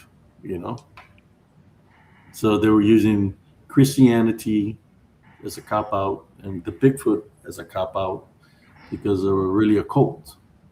You know, I know anybody's got in those through Messenger, those Mason people talking about they're trying to select you to be one of their members and shit like that. Oh God, I had one of I used those. to I used to get those all the time. Let me get out of here with that shit. I know. I was like, nope, already got a family member there. If I need to get in there, that's where I'll go. Nope. It was a dude with a big old beard, you know, talking about Okay. he wants me to be part of them and all this stuff. Man, delete. Okay. I So would what like did to you have to do to be part of the cult? Sage? accept that Jesus Christ is my Lord and Savior and get baptized There you go. and have the laying on of hands. I mean, it's pretty biblical. It's right there in the Bible. But I want to respond to Lerny 222. A Okay. cult is inherently exploitive and will punish you harshly if you dare leave. Christianity does not operate like that. Let's see. Do you know what apostasy is, Lerny? Okay. Loss of reward disqualification. In 1 Corinthians 9:27, Paul expresses fear that after preaching to others, he might become disqualified or depraved. Now, separation from God and his people. Apostates are described as branches that do not abide in Christ, which are gathered, thrown into fire and burned. They are seen as breaking the covenant with God. Willfully sinning after receiving knowledge of the truth leaves no further sacrifice for sins. And that's Hebrews 10:26-27. Yeah. If you believe in Christ, one of the greatest sins that you can commit is believing in Christ, which Christianity, believing in Christ, and then leaving and saying you don't believe in him anymore. Your soul is condemned, Lerny. Your soul is absolutely condemned. You are punished. Absolutely. If people actually sat down and read the freaking Bible for what it says, which most people don't actually sit down and read from cover to cover and read every single verse for verse, because they're not going to like what in the Which modern Bible are you age. talking about? The Books of Mormon? No, the Old Testament, New Testament, King James I thought you were Version. talking about the Mormon book. I mean, you can read the Mormon book too if you want, Abe. Have you ever read it? Read the Bible all the way through. Have you ever read the Book of Mormon? Not really. Okay. Is it the Mormons, the guys who's the ones that ride the bikes? Those are the Mormons. The Mormons, right? Yeah. And they would have helped you move too. Yeah, They would have been happy to help you move. What they were doing, and I was showing them in the Bible certain things that the Mormons don't show them, and I was showing them through the Bible, about how if you take away from the book of life, that your name could be taken away from the book of life. If you add to it, that the consequences of adding or taking away. Of course, throughout history, the Bible has changed, right, through language barriers and stuff like that, which things like that can happen, right? Yeah. Oh, So I think entire verses were changed and removed and added. Yeah, that's what I'm trying to say. Yeah. So Even somebody to create their own Bible, That's you can't add or take away from the book of life. I mean, we don't have our own Bible. I'm saying Joseph created his own Bible. Yeah, most of it's actually from the King James Version. But he created his own Bible. He has a Joseph Smith version. King James has a King James version. And the King James version is the most popular one throughout the entire United States. I'm just saying he took away everything else and just created only a certain thing, right? Do you know what's in his You version? can take away from the book of life. Abe, honest question here. Okay, Have- guys, stage. Abe, hold on. Just like we have somebody, Leah. Try not. Okay, Sage is a good guy and he's very knowledgeable. And just like everybody here, we can disagree to certain things and we talk about it just like we're doing now. So just like try to keep those kind of comments on a down low or just not say anything. Like A about now. I don't mean to cut you off here, Andreas or Leah. Hit that link and come on and talk about it. What do you want to talk about, Leah? Come on down. Play the Price is Right. Abe's willing to let anyone come on here and talk on it. You just don't get to spout off in the comments section. Come on down. I'll take Bigfoot for 500. Yeah. I'll drop a link. Yeah, come on down, Leah. Call me annoying. I'm going to defend my religious beliefs. And yeah, I'm going to question people when they say stuff. That's what discussion is about. America's too pussified and too fucking pussy to call people out on shit and question people. So if you want to spout off, Leah, come on down. And before you think anybody's here about to like fire off on you, we will give you the chance to speak for yourself. We will give you the chance. Everybody will be quiet and give you your piece to talk. But in exchange, we are going to ask you to give us the same courtesy as we're giving you. Give us speak as well. Abe and I have gone back and forth for the better part of 2 years. Nelly and Maddie in the chat, they know me. They know me on a first name basis. I pop in on Brenda's freaking thing. I keep it mostly cordial, but hey, let's welcome with a lot of people, discussion. People the dragon people, with the freaking UFO people, Bigfoot people. We're just talking about, it's open mic night, so you can talk about anything. Guy eating peyote and thinking there's a dragon outside his window.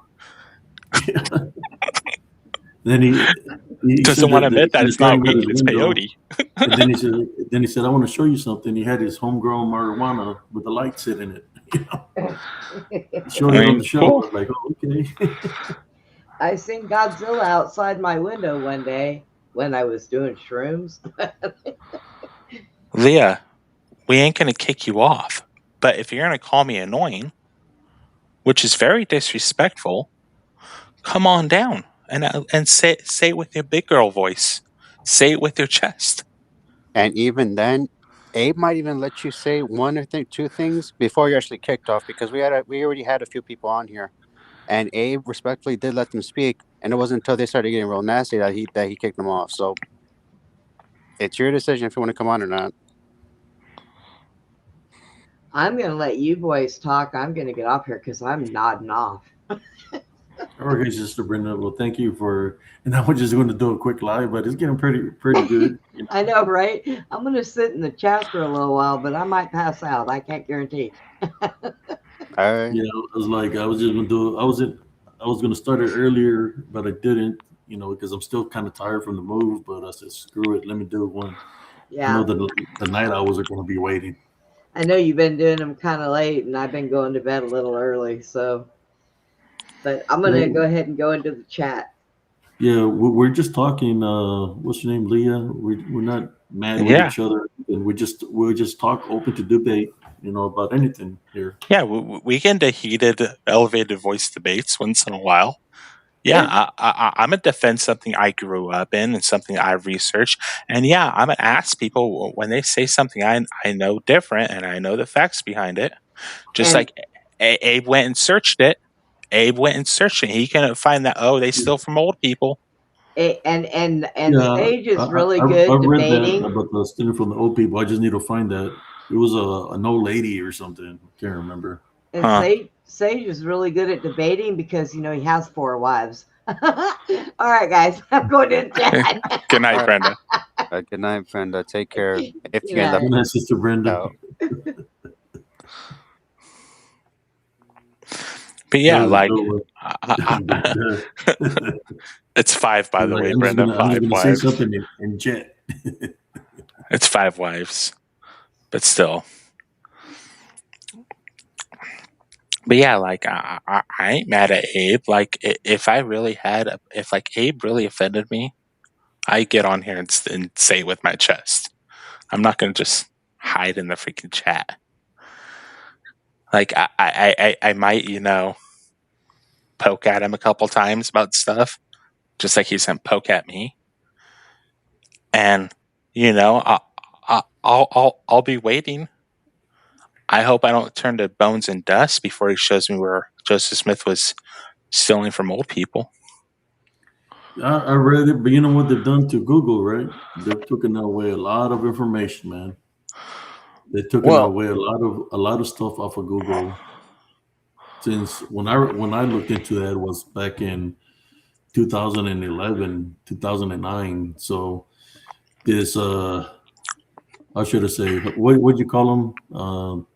This new kind of people that the new media they're taking away, they're taking away from history a lot of things from history that happened to make things better. They take away things that happen to make somebody look good. No difference in the Epstein files and the people affiliated with that, right? Nobody's gotten busted in any kind of way, shape, or form. It's like a freaking clown show by itself. That's another shit right there. The people that are affiliated are showing us that they can do whatever the hell they want to do. That nobody gonna do nothing about it. That's what they're doing. What they're doing. And people are getting away with it. And they're laughing about it, joking yeah. around. The only thing I can tell those people, anybody affiliated with Epstein Files, is that you don't mess with God's children and go unpaid for. Yeah, eventually, the Heavenly Father is gonna do what He's got to do at that time. We all have to go through the Heavenly Father or through the Son to get to the Heavenly Father. But anybody that's committed any kind of crimes in any kind of way, shape, or form, Oh, they're gonna pay for it. you're gonna pay for it. You Yeah. might not pay for it right here on this earth, but you're gonna pay for it with your soul. Lake of fire. So I'm gonna address Nellie, Maddie, and Leah. Nellie, I appreciate you, and Maddie, I appreciate you. You guys don't have to defend me. Leah can be Leah. We caught that she called me annoying. That was very rude, and that's very offensive. Leah, check it out. You don't gotta forgive me, but I forgive you. You can have a good night, Leah. Whatever your week happens, cool. I ain't taking any offense to it, but you're more than welcome to click the link and come on down and explain yourself. Unless you're being nasty, no one's going to kick you off. But since you're like, yeah, right, Abe's just going to kick me off, well, you probably are going to be nasty then. That's probably what you want to be. Someone's But talking about Chewbacca here. He said he was talking about a toy Chewbacca. Oh, and Leah, if for some reason it seems like we're attacking you, it's just the fact that this channel has been trolled so many times. So when somebody pointed out what you were saying, it's why we actually got a little on you, because some people come in all nice and all, and then they slip up, and there's like a few words that are said, like the word you just said right now. It's it's why pretty much why we call you out real quick. yeah, and on top of that, even though we may disagree on different topics, 99% of us in this chat are friends, and we all know each other outside of this. Like, I deleted my Facebook, but Nellie, Maddie, and I, we still keep in contact, and Josh, we still stay in contact. I'm a mod on like 4 different channels. Like, yeah, I'm annoying. Yeah, I'm a know-it-all. Yeah, I'm really smart. I was on honor roll in college. I kept a 4.0 GPA for 2 years. I'm annoying. I'm a Poindexter. But I'm not going to speak on something if I'm wrong. And I mean, Abe has his truths. I may not agree with everything he says, and that's my right. And he doesn't have to agree with me, and that's his right. But if I'm in the wrong, he has the right to call me out as a man and as an adult, and I have the obligation to take it or check it. Same with him. I can call him out, and he has to either take it or check it, just like he did on his Google search. It's what being an adult is. She says she's not a troll. I've been subscribed to the channel for a long time. I also enjoy purity as well. I think I Yeah. might have seen you in PTRT, but I'm not sure about seeing you here in Apes for a while. Unless you're just usually a lurker. Yeah, I keep it super respectful. I've been kind of checked out lately because I have a lot of stuff going on in my life. I got someone literally dying, among other things. But me and Abe getting feisty with each other, going back and forth. That's the least of my worries. This is just blowing off steam, man. Well, Yeah, there is a we John used to play Smith that got Xbox. busted from an elderly person, but that's in the 80s. In the 80s or 90s. It's just 2023. Yeah, This 23-year-old John Smith is dead already. yeah. Been dead. Joseph Smith. Yeah, Joseph Smith. Joseph Smith. Well, I guess John got Now, busted for stealing from elderly people. I will give you this. There were a lot of people that willfully signed over their property to benefit the church, but Joseph Smith didn't steal that from them. When the church was just starting building their temples, building steakhouses, these people were taken care of by the church, but they had big pieces of property and they were signing over some acreage so the church could be better off because they believed in Joseph Smith and believed in the Book of Mormon. Now, I will also say what I believe happened with Joseph Smith's first vision. I believe that he went to a grove of trees, hardwood trees. And does anyone know what grows on decaying hardwood trees in wet environments? Mildew, Anyone? mushrooms. Isn't it like Mushrooms. this or something? Magic Mushrooms. mushrooms. Magic mushrooms. So I do think that he had a connection with the divine through magic mushrooms. Absolutely. And I think a lot of the Old Testament, New Testament connections with the divine and through the Middle Ages and Dark Ages was due to psychedelic influence. But that's just my theory. And it can kind of be backed with a lot of, Josh, mushrooms. Absolutely. And it can be backed with a lot of like allegorical and a lot of, empirical evidence throughout the ages. And when people dig down in sites and they find, feces and they test it for stuff and they test old grain that they find in jars for ergot, like there's a lot of evidence that people were high as hell. But I think Joseph Smith went to this grove. I think he went there with intent to pray. I think he ate some mushrooms and he got high, and I think that was a custom for that time in the burned over district of New York, which Palmyra, New York, big famous werewolf case there, which I think those people were also high. But I truthfully believe that he went there and he did a lot of mushrooms and Man, he went into a lot of courts, man. What the hell? yeah, so did Donald Trump. So did a lot of people. A lot of people go through courts, man. A lot. Yeah. It doesn't mean he's a bad guy.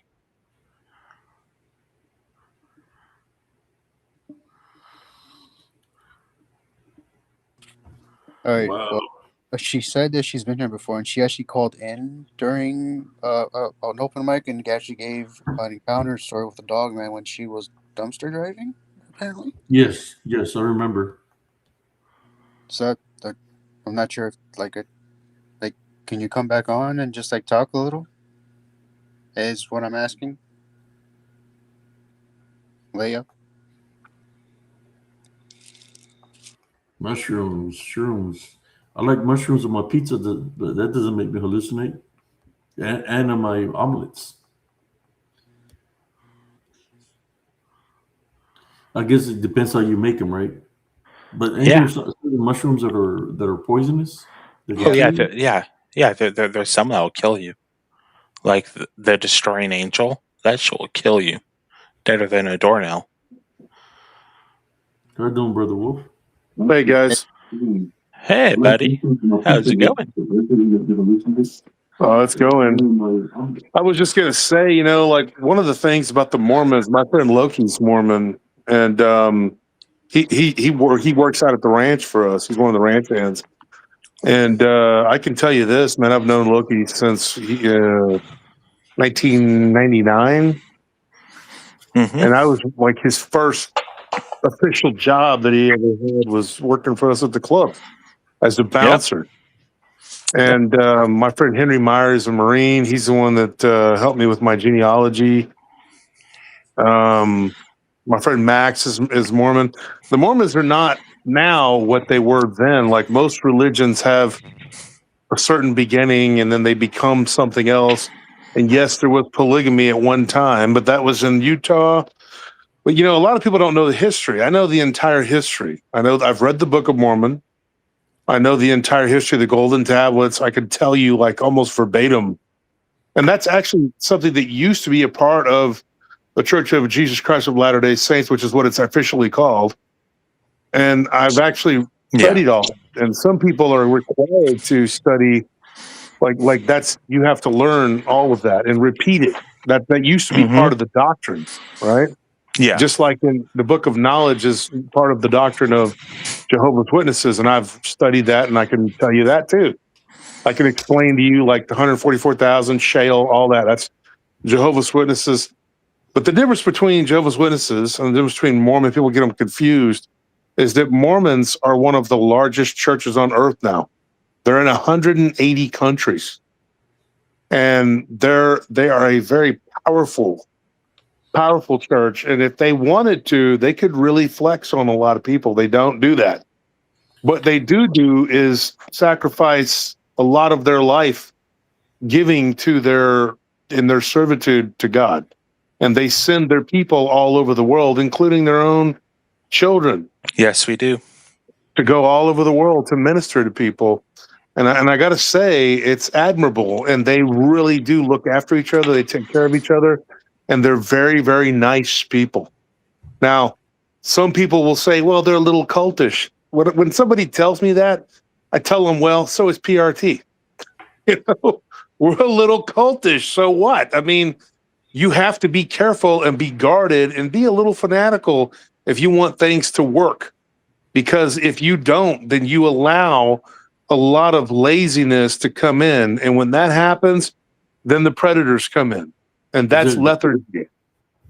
Donnie and Marie Osmond, wasn't there one of the bigger the family, the Osmonds? Yeah, they're Mormons. So is Mitt Romney, Republican senator. Yeah, Mitt Romney was one. What's crazy too is they fought an entire war to become Utah. Like Utah is not a normal state. Like I admire the way that it became a state. It's like a war, I mean, they literally had the U.S. cavalry sit on top of a freaking hillside with cannons pointed at them. Mm-hmm. Yeah, they fought to be what they are, just like Texas did. And not many states became that way. Yeah, I want to know any organization that has put $10 billion this past year to charity. Yeah, exactly. During the virus, literally every church meeting house, which is the churches, every single church meeting house had a food line down the blocks. Anyone could go. You didn't have to be a church member or not. These missionaries, Abe, kid you not, if you need someone to help you move, these missionaries, they don't want anything but to help you. They would help you move with a smile on their face. Literally, all you have to do is contact the nearest bishop or stop a missionary on the road. Be like, "Hey, man, I need help moving." Smile on their face. They'll have 18 people there move you in one day. And those young people that go out on and they ride around on bikes and they live a very Spartan life for like 2 years. They sacrifice their life to spread the word. And one thing I've learned about actually having gone to their church a couple of times, because we used to have one when I was young, not far from my house. And I went there a couple of times when I was a kid with my friends. And my parents didn't stop me. They were just like, "Go, if you enjoy it, you enjoy it. Go ahead." And then I did it again when I was older, my 20s, just to see, what it was. It didn't feel any different really than any other church. I got to say, they didn't really talk much from the Book of Mormon. The Book of Mormon is just like there now. They kind of like, you can read it if you want. It's not like a doctrine that you must memorize now unless you're going to missionary. And then they mostly just read from the New and Old Testament. And another thing I admire about them is that they will sit there and church and they will say this. They will say, "We are the new Israel. You as a Christian are, not the people that are over there in that land doing what they're doing." They do not agree with that. And that's one thing that I am okay with, because the Orthodox will do that too. There's only about 3 different churches that I've been to who have told me that. And I admire that because they understand the spiritual inheritance, unlike some churches who are like, "Oh, it's all about Israel and the Jews." I'm like, yeah, well, then keep believing that, because it's going to send you straight to hell. So I don't know. They have their own way of doing things. They have this thing where they go to the temple and you can baptize your dead relatives. And now before you go, "Oh, that's weird," whatever. What it is it's a symbolic gesture of you trying to purify or cleanse your genealogical past, because they're real big on genealogy and DNA, and they understand the importance of it. And they have these women there that actually are like they call them like angel saints or whatever, and they will baptize you for your ancestors' sins. So it's really weird. Like, I can sit here and explain a whole thing about it, but So I can touch on that. yeah, go ahead. I mean, you can do it. Go ahead. Corinthians. Correct me if I'm wrong. That was Paul that wrote the letters to Corinthians. So Paul saw that people were baptizing for the dead in the area of Corinth. Okay, Corinth, yeah. so the Christians around him were like, "Why are they doing this?" So, tongue in cheek, he said, basically said that we have a resurrection coming, so we need to baptize for the dead. But he said in the opposite manner of, if there is no resurrection, why are you baptizing for the dead? Now, modern mainstream Christians don't want to see that as what he was saying. They want to say you don't need to baptize for the dead because there is a resurrection. But what he is saying is there are thousands of people that came before Jesus, and there are tens of thousands of people after Jesus that will never be able to hear the gospel on this earth for whatever reason. And God didn't create their souls to be condemned. So it is only rightful that they have an opportunity in the next life to be able to be baptized. And then they have the opportunity to say yes or no to the gospel that Jesus is the Lord. Now, on top of that, whatever you can bind in earth, you can bind in heaven. That is a verse, and you can find it. It's right there in the Bible. So people say, "Oh, why do they have temple marriages?" Now, temple marriages is a thing. And Josh, thank you for speaking on it like you're very well versed in it, and you don't speak out of you don't speak without knowing exactly what you're talking about. We ain't a perfect people, but we try to be a perfect people. So whatever you bind on earth, you can bind in heaven. So if you can be bound to your spouse on earth, and in theory, can you be bound to your spouse in heaven? If you can be baptized in this life, and people didn't have the opportunity, for whatever reason, can they be baptized in the afterlife? Yeah, God didn't create people to be damned. Now, I may not personally believe that someone wants to have a quote personal relationship with me, but that's my belief. I've experienced a lot of trauma in my life, and I don't think that a deity wants to have a personal relationship with me. But I do believe that we abide on earth as in heaven. I do think that people need to be baptized in the afterlife, like communist China, the millions of people they killed there. They didn't have the chance to hear the gospel. Should they be damned? No. It only makes sense. But yeah, go ahead, Josh. Go ahead and keep on talking. But yeah, they're Corinthians. There's a verse in it that's all about that.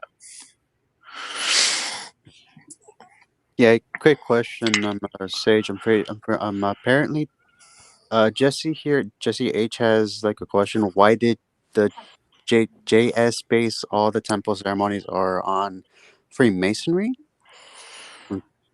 Well, That's something he's asking. I'm just talking. No, I've never seen any proof of that. And as far as them having holdings in BlackRock, I gotta say, if you have holdings in just about any company in the stock market, including like, I mean, I had it because Nvidia, and I didn't do it willingly. I wasn't like investing in BlackRock, but they do own like a 232 corporation subsidiaries. So, I mean, what do you expect's going to happen when they pretty much own the world? yeah. I mean, You own Coca-Cola, one of the most famous stocks in the world. yep. You bought BlackRock or Vanguard. Vanguard, yeah. I mean, and that's the thing. People don't understand like GE appliances, then you've invested in Vanguard. I mean, BlackRock Yeah. and Vanguard are two of the tentacles of the tiny hats, dude, and there's nothing we can do about it. What do you want to do? I mean, unless you can destroy the Rothschilds, the Rockefellers, the Redstones, the Sassoons, the Goldmans. I mean, they're pretty much the Oppenheimers. You're going to support them. You don't really have any way around that. If you bought gasoline, you've supported them. British Petroleum. I mean, there's really no way to unlatch ourselves from them, and that's what Putin was talking about. We can get into that all day long.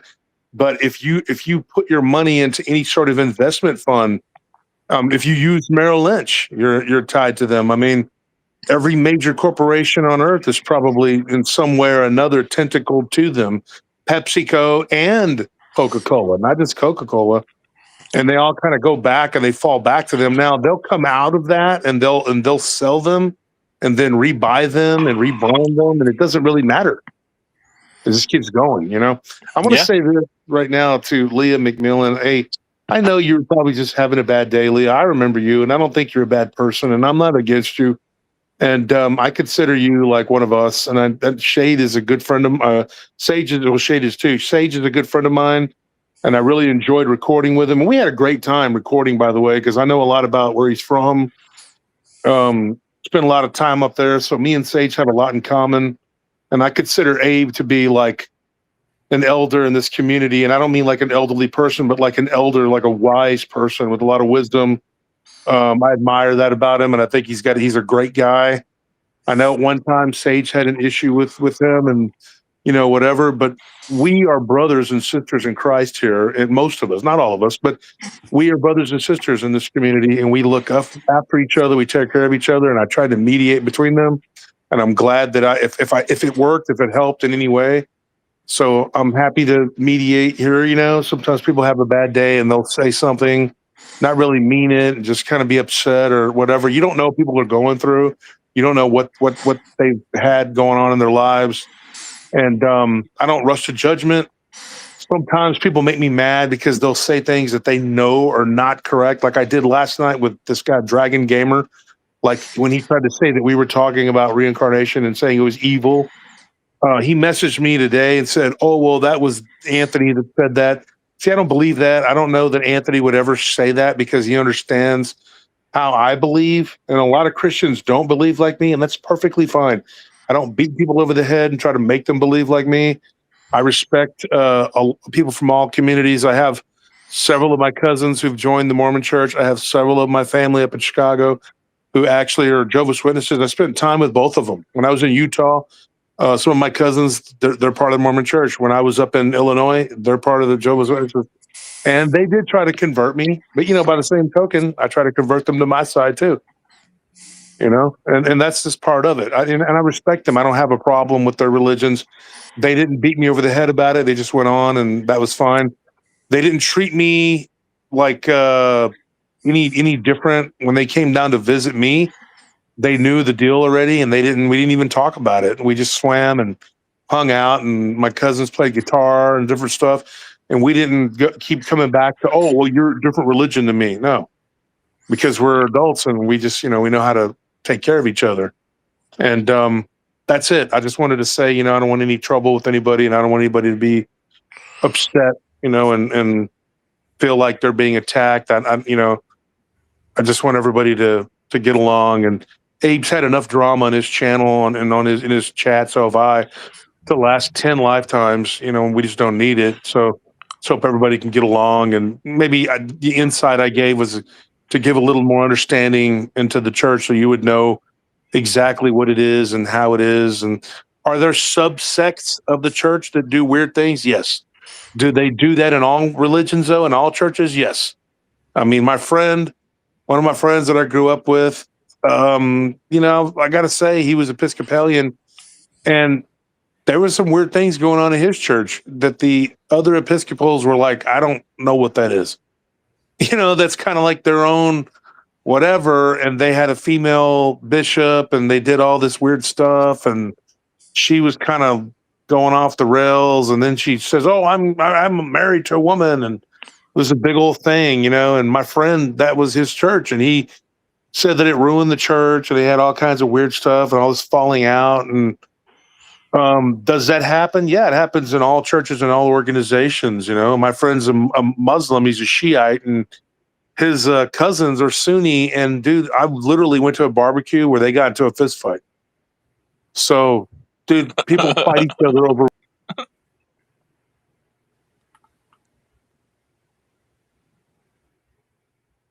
Whoa. Abe, you still there? I think he lost connection. Sage?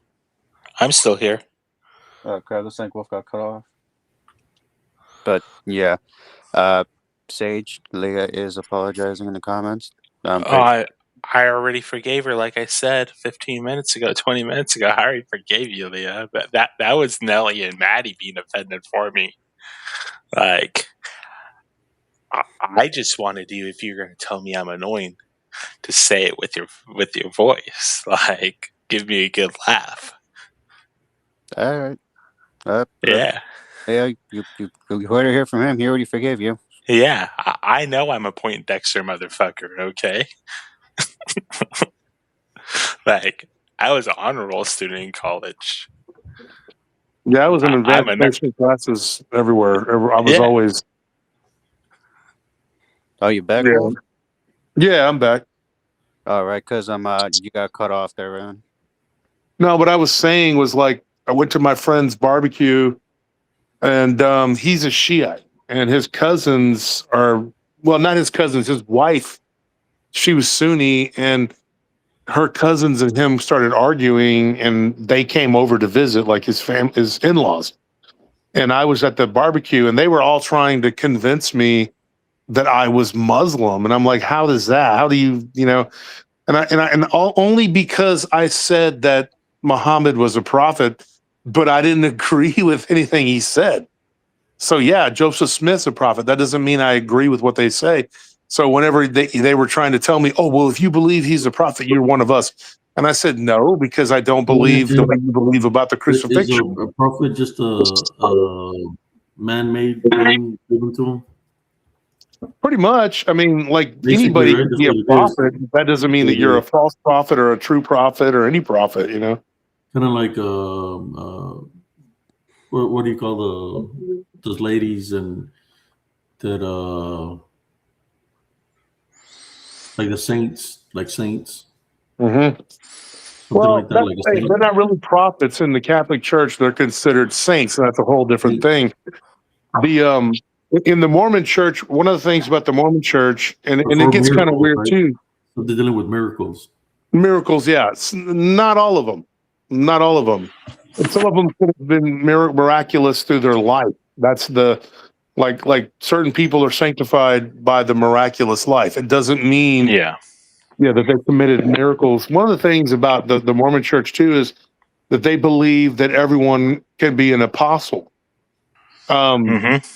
That can get kind of weird, like if you're not used to that, you're like, what is that? But like you could be a young bishop as young as like 21 years old, and Yep. you could be an aspiring apostle because you're an apostle of the witness of the power of Christ. That's what that is. So one of the things that people don't grasp is, and I've studied the Quran, and I gotta say this, there are levels to this, dude. Like there are certain sects of Islam that are absolutely bat poop crazy. Like I'm talking off the rails. And then there are others that are very mild and almost like Christian. And then there's other religions that are sort of in between, like Druze. The Druze are very different. I mean, it's a different religion.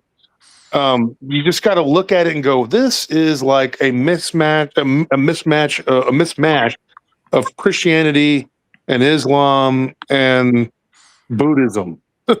And then you're sitting there going like, I understand pretty much everything about the Druze religion. I studied it intently because of the high rate of birth of people remembering their past lives and being able to prove it. They're able to prove it. What I mean by that is a child is born and they can tell you who they were, and you can go to that family and they'll be miles away and they'll know everything about that family. And they'll say, I hid something in the backyard, which is a common practice among the Druze.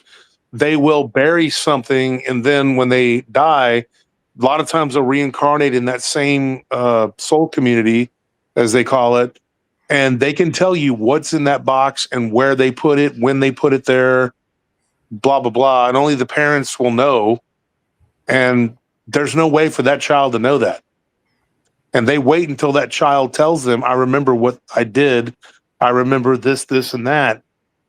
And yeah, it's really freaky, dude. Like, I've seen cases where they solve their own murder, or there are people in India who will do the same thing. They'll solve their own murder.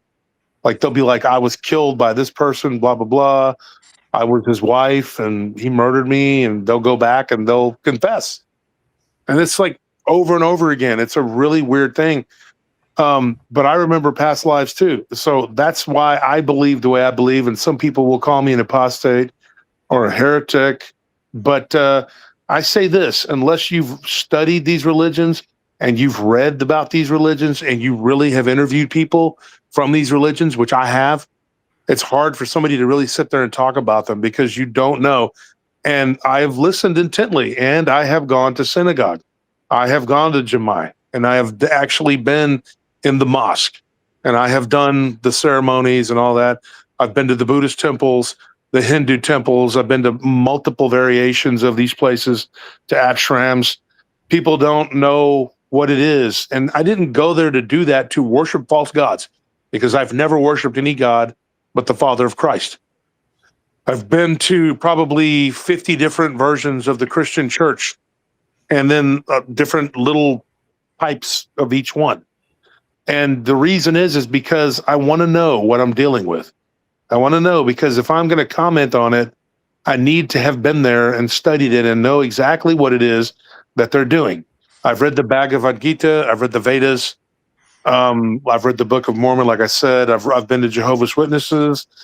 I've done all of that. I mean, it's just something that I encourage people to do. If you can do it without, falling into the trap of like, well, this makes a lot of sense, I'm just going to go along with it, because you need to be able to step back and go, okay, I'm going to make a decision based on the facts, prayer, and discernment. See, that's the key. A lot of people can't do that. They'll read a book and they'll be like, well, communism sounds good. Well, yeah, because you're reading the theory about it. Now, why don't you read about people's experiences with it? That's a little different thing. I mean, that's, I can read a book about communism or fascism and not go, well, this is what I want to do. So objectively, you've got to look at things a certain way. But I understand there's a lot of goodness in many different people's religions, and it really it boils down to the person. There's going to be evil people in Mormon, and there's going to be good people in Mormon. Overwhelmingly, that's in every church, That's in every church, yeah. Overwhelmingly, for me, I've met good people in the Mormon church. Infiltrations from the enemy, they infiltrate. That's why I stopped going to church. Since I'm able to see things spiritually, I didn't like going to church because I could see the unclean spirits flying around in the ceiling, and they go into the people that are in the church. I was a kid seeing all this, and I'm like, I couldn't tell my mom because this is the 70s. If I interrupt what the priest is saying, that's an ass whooping when I get home. So I could see the spirits going through the people. A guy that will go into a person, and the person start coughing real loud, interrupting the sermon, or go into a baby, and the baby starts crying and interrupt the sermon. That the mother has to get up with the child and take him outside. The enemy, man, it's very tactful, even in your own congregation, in your church. That they find a way to lure you outside in some kind of way or another, but I've seen the enemy, no, whether it's outside, inside a church, in many church, I've gone to, invited to some, I guess, new churches. I guess they call it the new churches or something like that, where they start saying that the Holy Spirit is in there, and you see people running around, jumping over the bleachers and stuff, over the benches and chairs, and feeling the spirit. They're called charismatic churches, dude, that do that. Pentecost are big time into that, there was a dude that was sitting down, he jumped over me, man. I'm like, what the fuck? Kissing the rattlesnake and rolling around on the floor. Yeah, being a holy roller. I went because there was a young kid, man, that invited me to go to his church. So I wanted to freaking did a hurdle over me and shit while I'm sitting down on the chair. And then they're like, okay, he wants people to go up there so he can pray, and he puts his hand on them. People are falling back, So I get up and I go up there, and he says it to feel the Holy Spirit, and he goes like that, and I'm just looking at him, And then he does it again, and he tells me I'm supposed to fall down or something like that, I'm like, what the hell? And the next thing you know, I'm surrounded by the whole congregation. They're praying against me like I'm the enemy or something, And I'm like, okay. I just want to go sit down, man, and I stayed there till it finished. And then I told my friend that I would never go back to that church because the guy in charge told me that I had to fall back, like if I had the Holy Spirit in me or something.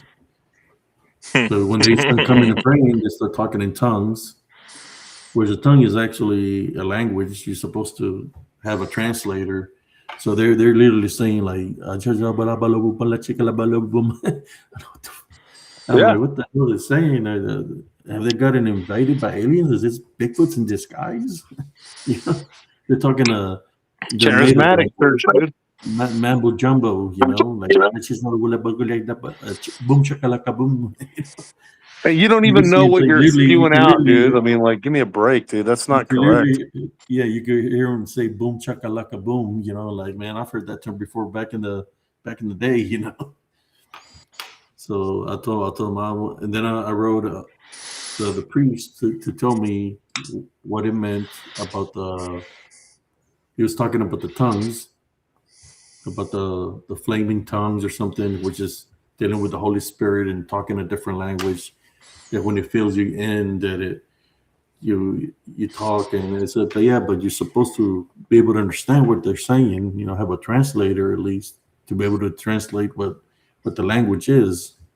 So I sent him that, but he never gave me a response, and just like, nope, but I don't need to go to that church. I've gone to a Mormon church. I've gone to a Jehovah's Witness church. I've gotten invited to many churches. You know, I mean, shit. Well, And I can touch on the speaking in tongues thing. People take that out, like, people take that far out of context. Speaking in tongues means that, let's say you're from Rome, okay, and you're speaking the Roman language, and you go to Ireland back then. You would be able to miraculously speak in their native tongue and preach the gospel to them. That's what speaking in tongues is. That's the gift of having the translation to their language. It's not gurgling and hooling and blah blah yeah, blah it's blah just a blah. language. They got that from the Bible, where they have the what do you call them? The prophets. Was it the prophets? And there somebody was going. I think it was Peter and I can't remember. There was a couple of them that they were translating their different languages, like Galatian, and everybody Yeah, was talking their own tongue, but they had translators. yeah, So from a distance, it sounded like mumbo jumbo from a distance. But then when you get close to where they're talking, you're able to hear the different people talking their own language, their own tongue. yeah. And then It's you like had the using Google translators. Translate.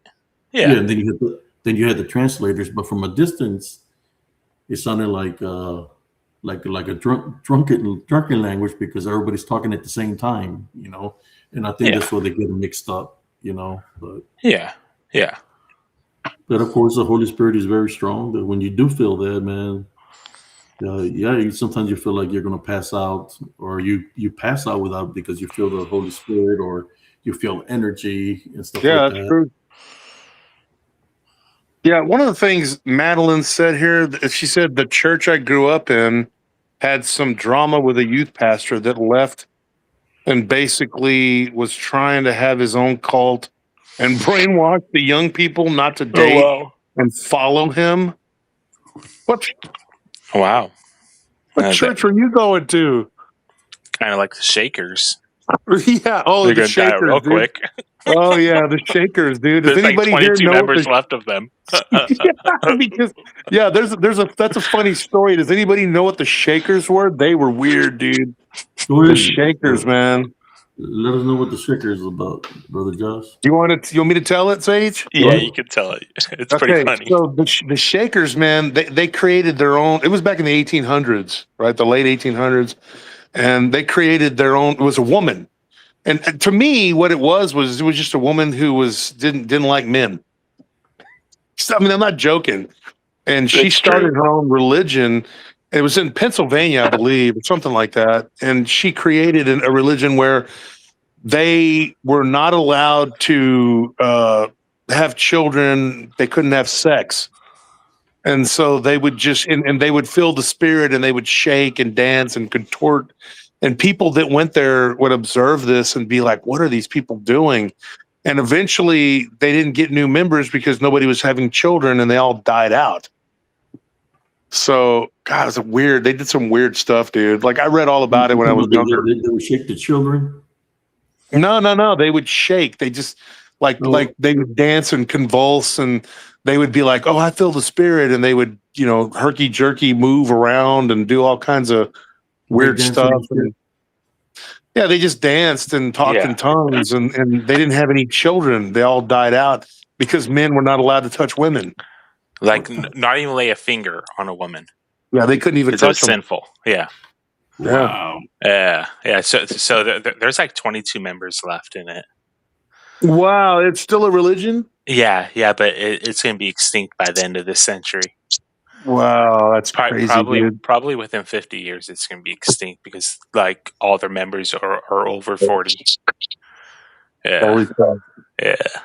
I didn't know they were still around, dude, because I was thinking, about writing a book, just basing it on religion. But then I thought, man, there's so many different types, but it's very fascinating because people are trying to connect to the higher power, which is what religion is. It's a vessel to connect to the higher power, and that's so many people go in so many different directions. It's crazy. I mean, you have to kind of narrow it down. And even if you wrote a book about cults, you would still be looking at like thousands and thousands. I mean, it's crazy. Like, and cults typically are based on one of the four major religions, which is Buddhism, Hinduism, Christianity, and Islam. Now, Judaism is sort of a fifth major religion that people try to say, well, Christianity and Islam came from that. Islam did, but Judaism is basically a dead religion. And that's my opinion. I mean, I really think it's a dead religion because they rejected the Messiah, which was Christ. And so your religion kind of ended 2,000 years ago, but you keep on blowing, breath onto embers, but it's not really there. So I don't really agree with it, You went from the shakers to the what do you call them? The tweakers. Who's this new person we have here? This big L. The big L, that's me. Lerny, is that you? Can you hear me? Yeah. Yeah, it sounds like it's me. Texan. Yeah, it's me, Learning. How you doing, brother Learning? I'm doing all right. Just enjoying the show.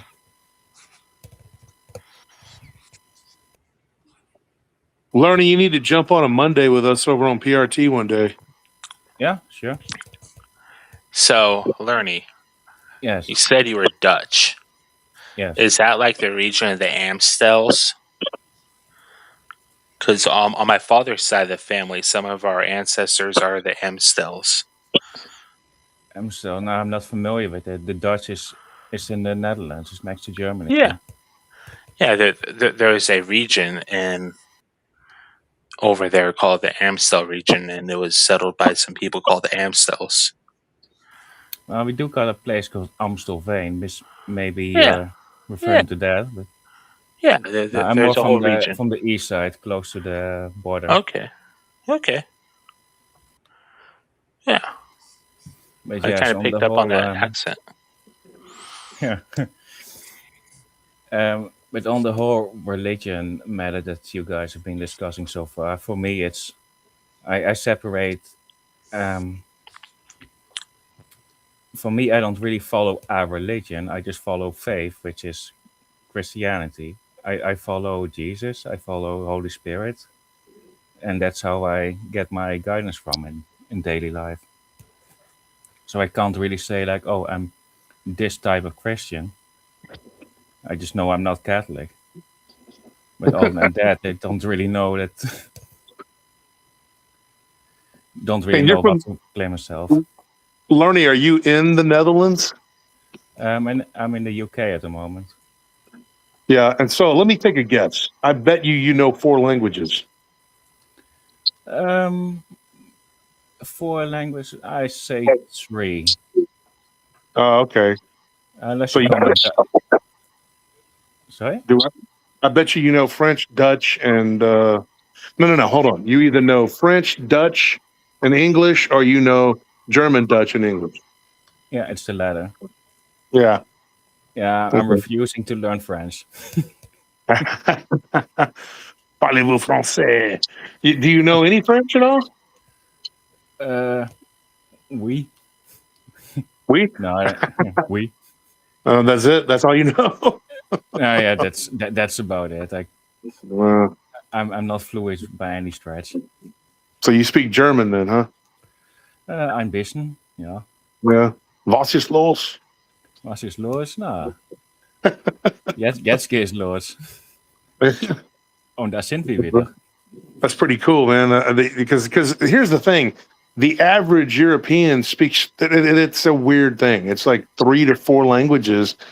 It's hard to fathom that or wrap your mind around that. But the average European is surrounded by many different countries, and the average American is, if you look at it from a state level, is only surrounded by states or one other country.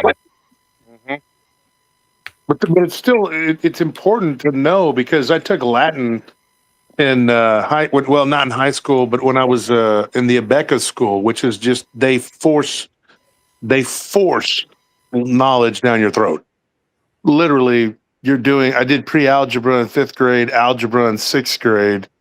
I did geometry in 7th grade. Like, who does that? Like, that is crazy. my first term paper, 10 pages, I wrote when I was in 5th grade. I mean, you learn by the time I was in 6th grade, I was doing things that you don't do until you're like basically like a junior in high school. Like, that's crazy, dude. We were so far advanced, and we did it on these videotapes, and then we learned through these workbooks. So when I would go with my parents on a trip or something, I would take my workbook with me so I could take off from school, as many days as I wanted to, as long as I was doing the workbook and watching the tapes, and I followed the curriculum. Like, so my dad would go to Athens and different places because he would work on these power plants. So I went with him there, and I went to Rio and stuff like that. And so I would learn with these workbooks, and I was like ready to graduate at the age of 15. And so they were like, well, he can graduate, whatever. And when they wouldn't let me graduate, then I kind of rebelled, and I ended up going into a reformatory. So by the time I was done, I had a GED and 2 diplomas. So that's weird. I had a diploma from a high school. I had a GED from the state. And when I got locked up, they made me go to school. And I'm like, I'm already done with school. And they were like, no, if you're here, you have to go to school. And I'm like, well, I'm going to go and sit there because I don't need another diploma. But I got one. So they just made me go. So how many languages do you speak? 7. 7. Oh, that's pretty cool. Yeah. Now, I'm not fluent at all of them, and I have an accent, and if I speak them, I don't always speak it clean, but I can communicate. I understand. And I learned Mandarin because I thought it was important, and when you have to translate certain things, like in Arabic and in Hebrew, you need to understand like what they're saying, because if you read those books and those texts and you don't understand. Now, Hebrew I don't agree with, because that's a dead language that literally was resurrected to be a verbal language. And it really wasn't. It was, for ancient, to translate, it was basically a written language. And so that modern Hebrew is not ancient Hebrew. There's a big difference. And it's really a lot of Yiddish. They put a lot of Yid in there, which is Germanic Hebrew, all squished together. So people will talk in the Yiddish language. So, like, one of the complaints from people from Israel is that they can be standing right next to a person that's Jewish, and they're Jewish, and they don't understand what they're saying. And they do that by design. Like, it's really weird. There's a lot of closed off different cults in that religion. And what that religion really is nowadays is just secret society. I'm going to be real honest. That's what it is. People say, well, the Mormons are like Masons, whatever. Well, be a part of Judaism, because I went to synagogue and I studied. So it's really a long story. But the point is that I didn't go on there to infiltrate. I just wanted to know what they were saying and what they were talking about. I wanted to understand the Talmud and the Kabbalah, and I studied both. And it is very scary. People don't understand. I turned my back real quick when I read the Talmud. Like, it'll open your eyes. And there's no religion other than Satanism that's going to talk that way about Jesus Christ. They don't talk that way about him in the Quran. They don't talk that way about him in the Vedas or any other religion, any book. There's no book that talks about him like that. Yeah, exactly. It was actually also they were involved in the killing of Christ. But yeah, like you said, the Muslims, they see him as a prophet. The Hindus or Buddhists, they see him as an ascended master or someone also to be respected. Christianity is all about him. But yes, the Jews, they really They hate him. don't seem to. Yeah, yeah. The Hindus actually revere him as the son of Brahma. They call him Krishna Kali, which is like, sounds very similar to Christ. And it's really a weird thing too, because they're a polytheistic religion, but they're not, because all the gods are different aspects of Brahma. It's kind of like they get the whole fractal thing. Like, when I talked about the 72 demons of the Goetia, really they're archons. Those are the rebellious. They're the ones that fell after their war, and Michael kicked them out of heaven. That is a totally different thing than the 200 watchers that fell.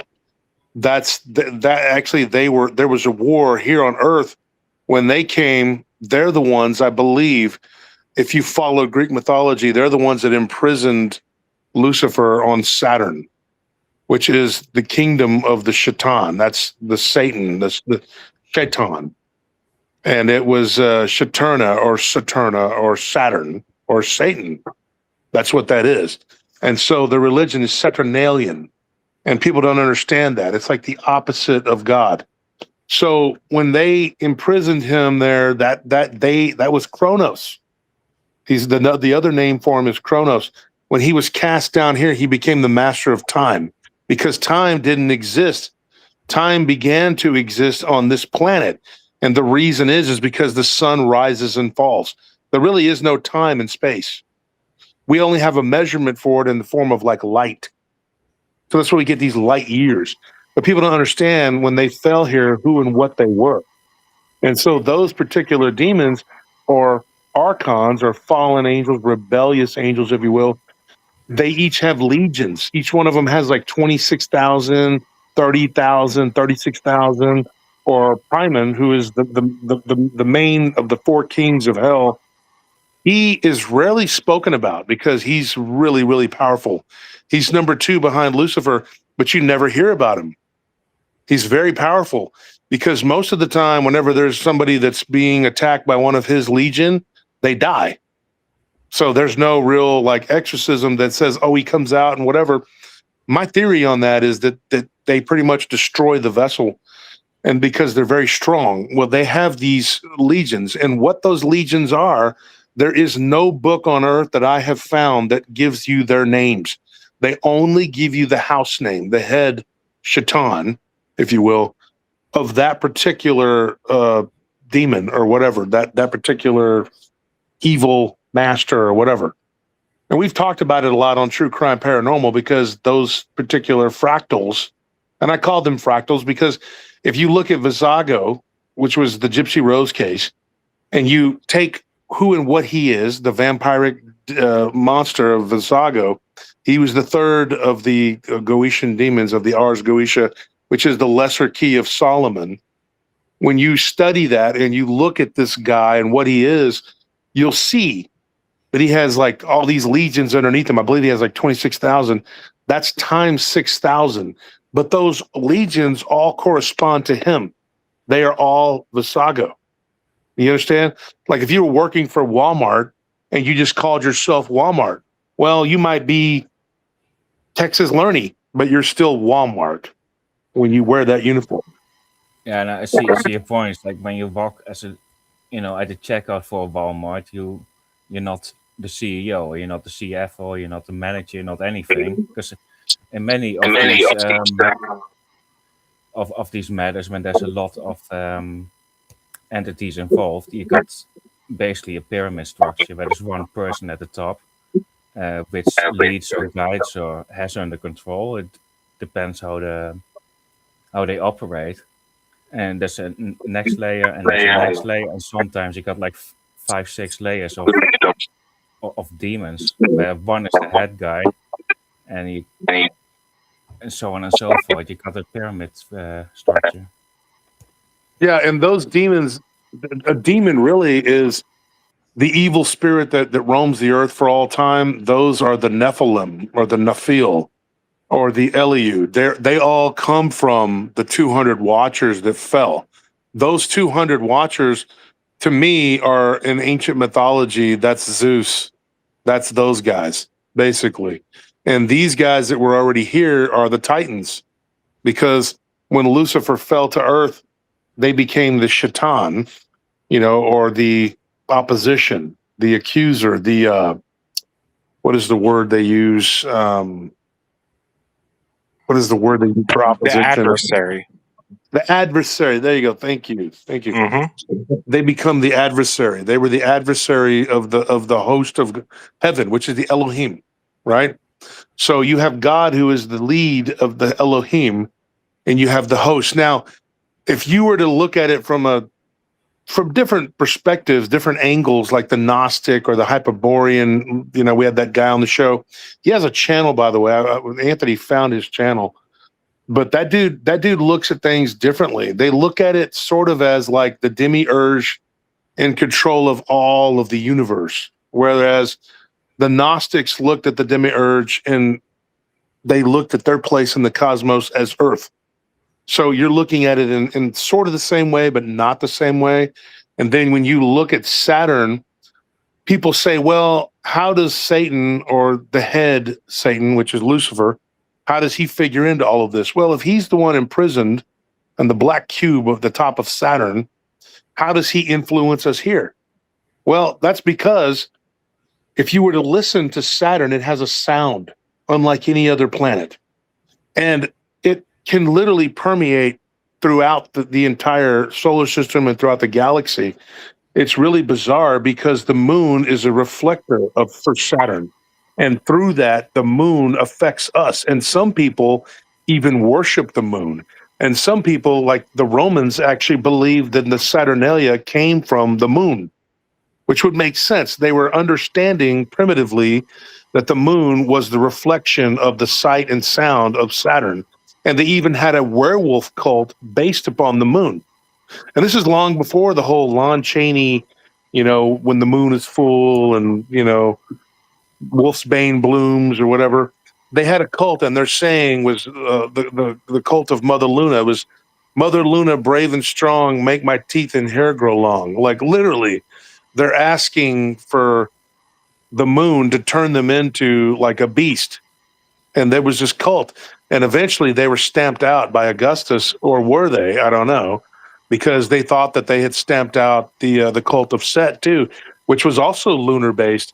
And then when you start looking at these lunar based, whatever, which is the base for the word lunatic, you kind of see why these people would get what the Romans and the Greeks called moon madness, because it's literally Lucifer projecting from Saturn onto the moon and then onto us, which creates the overlay of what I believe is the matrix. And when we are living in the black cube matrix, you have some that embrace it. And that is the Jews and the Muslims. They dance around the black cube. They wear it on their heads or their arm. And they are praising and worshiping the master of the cube, which is the Lord of Illusion, which is Lucifer or Shaitan. And I do believe that my theory is sound. I believe that what happened was when the 200 Watchers were sent here to watch over humanity and our development, instead they fell in and they filled in that vacuum and became the oppressors and had children, and their children had children, and they were eating each other and killing each other and raping each other. And they did this repeatedly, Yeah, and to add to your point, two things is one, in nowadays witchcraft, the moon is also seen as something symbolic, or it's like, oh, you should look at the moon because the moon has special powers, etc. But the other thing is, if you worship the moon, what you worship is what you open up to. Just like we can worship God, and we will actually get some inklings or get some information from Him, like basically guidance. But yeah, if you worship something that is affected by something bad, then you will be affected indirectly. Yeah. Yeah. And when you read the Kabbalah, it's really weird, like how it talks about the demons actually being like compressed beings from a world that was destroyed. There's different layers of that. That world that was destroyed in the compressing could have been the flood, because water will compress you. So that could have been their world. Their universe was compressed, and then they became the evil spirits, which became the demons. But it could be that, or it could be, like their world was literally destroyed in a way that a cataclysm, like a planet, because the rings of Saturn are literally, supposedly, scientifically, but the scientists we have believe that those rings are a former planet, basically, that was destroyed at some point in our solar system, and that the gravitational pull of Saturn brought them into its orbit. And yeah, or it could have been a very, very large moon. And they believe, all this stuff. Like, they think that Europa has life on it, and you start looking into these theories and you're thinking, yeah, that could be. And these could be the souls of what would be considered alien life. But then again, they're all alien because they're not really from Earth. And You in know essence, what you were talking about earlier about the planet Saturn that Lucifer's trapped in there. There you go. From Lost in Space, they had an episode of that I remember. The episode that he's trapped up there in one of the planets, and they had a harp or something dealing with music. See yeah, the gate where he's trapped, but it was dealing with the planet. if you guys ever listen to the sounds of Saturn, it is so weird, dude. It's so eerie and creepy, and it would make sense that that would be the They said it's musical where cover. Lucifer's trapped or something like that. Yeah. Like a lot of things that y'all talk about this, I've seen it, man. Like on Lost in Space, like this one. There you go. The guy in red's supposed to be Hades or Lucifer, and he's trapped there. They got him in a cage or whatever, trapped. It was just an episode, But I'm just showing you all that. This is from the '60s, Mm-hmm. Yeah, and just like you mentioned earlier, Wolfers, but the compression. The thing is, those things are in spirit, and in spirit, the laws are completely different. Like as we are now, physically, like I'm 6 foot, I'm no way I can hopefully go to 4 foot or 8 foot just by abilities. With a spirit, they can easily go there, and that's why sometimes people they can have like an entire legion of demons in them. And Mm-hmm. plus, time is also very different. We experience it linear, like 1 second, 2 seconds. But time, if you, for instance, if you talk to the Holy Spirit, it can actually give you an inkling as well at the same time. But while I'm doing it, you got millions of people doing the exact same thing at the exact same time. And it's because time is just different there. The time is not linear in space. Time is not linear anywhere but here on Earth because we go by the 24-hour day. So we have that time, So if you were some sort of being that had like a hyper intelligence that we can't even fathom, and you were cast down to a primitive place like Earth, and it became your prison, which is to them, these giant beings, this was a prison. I mean, it's not real big, not for them.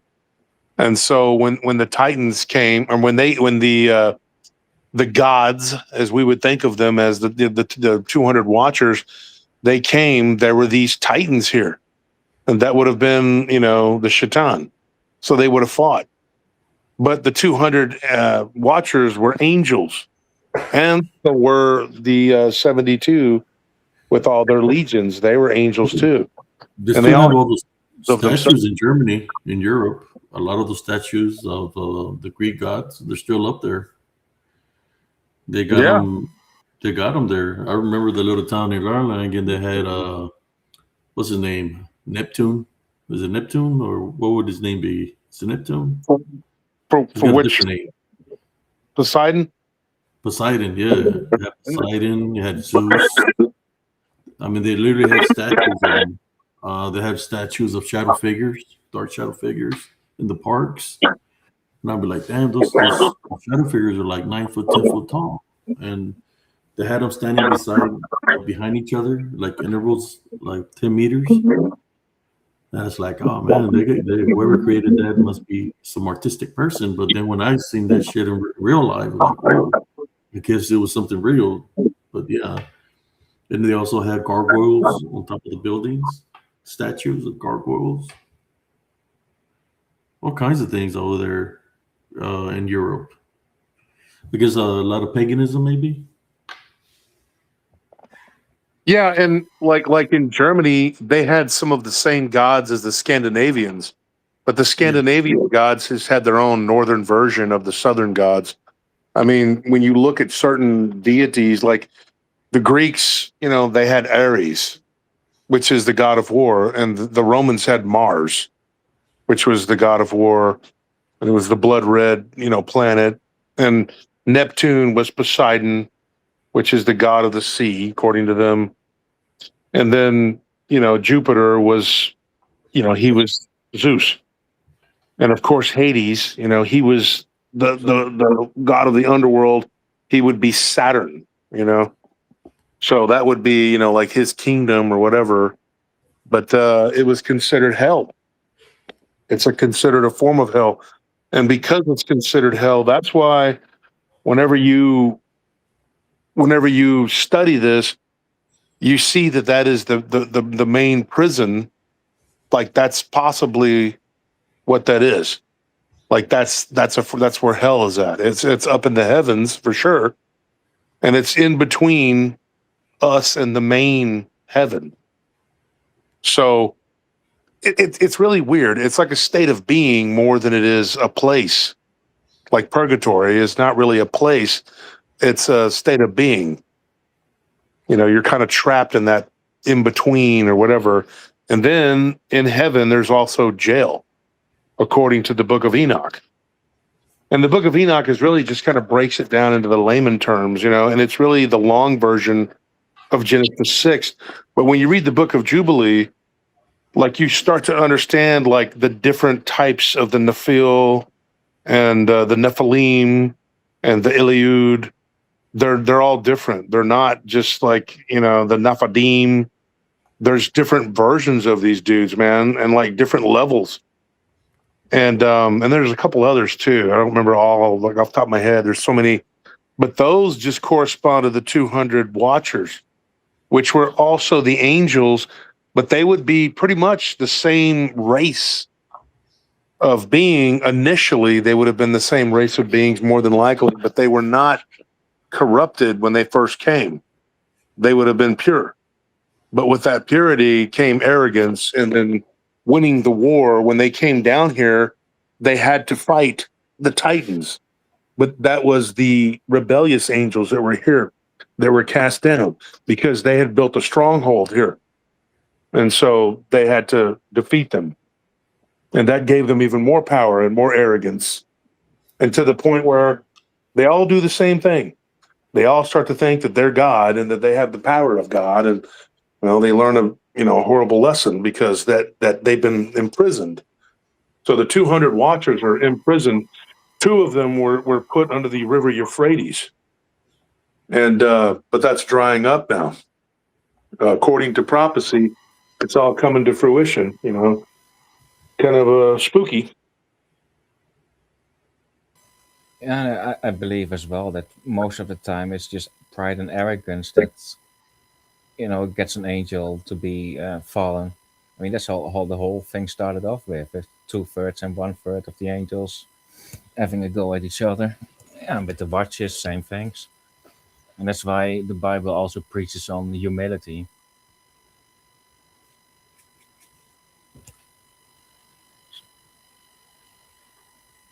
So yeah.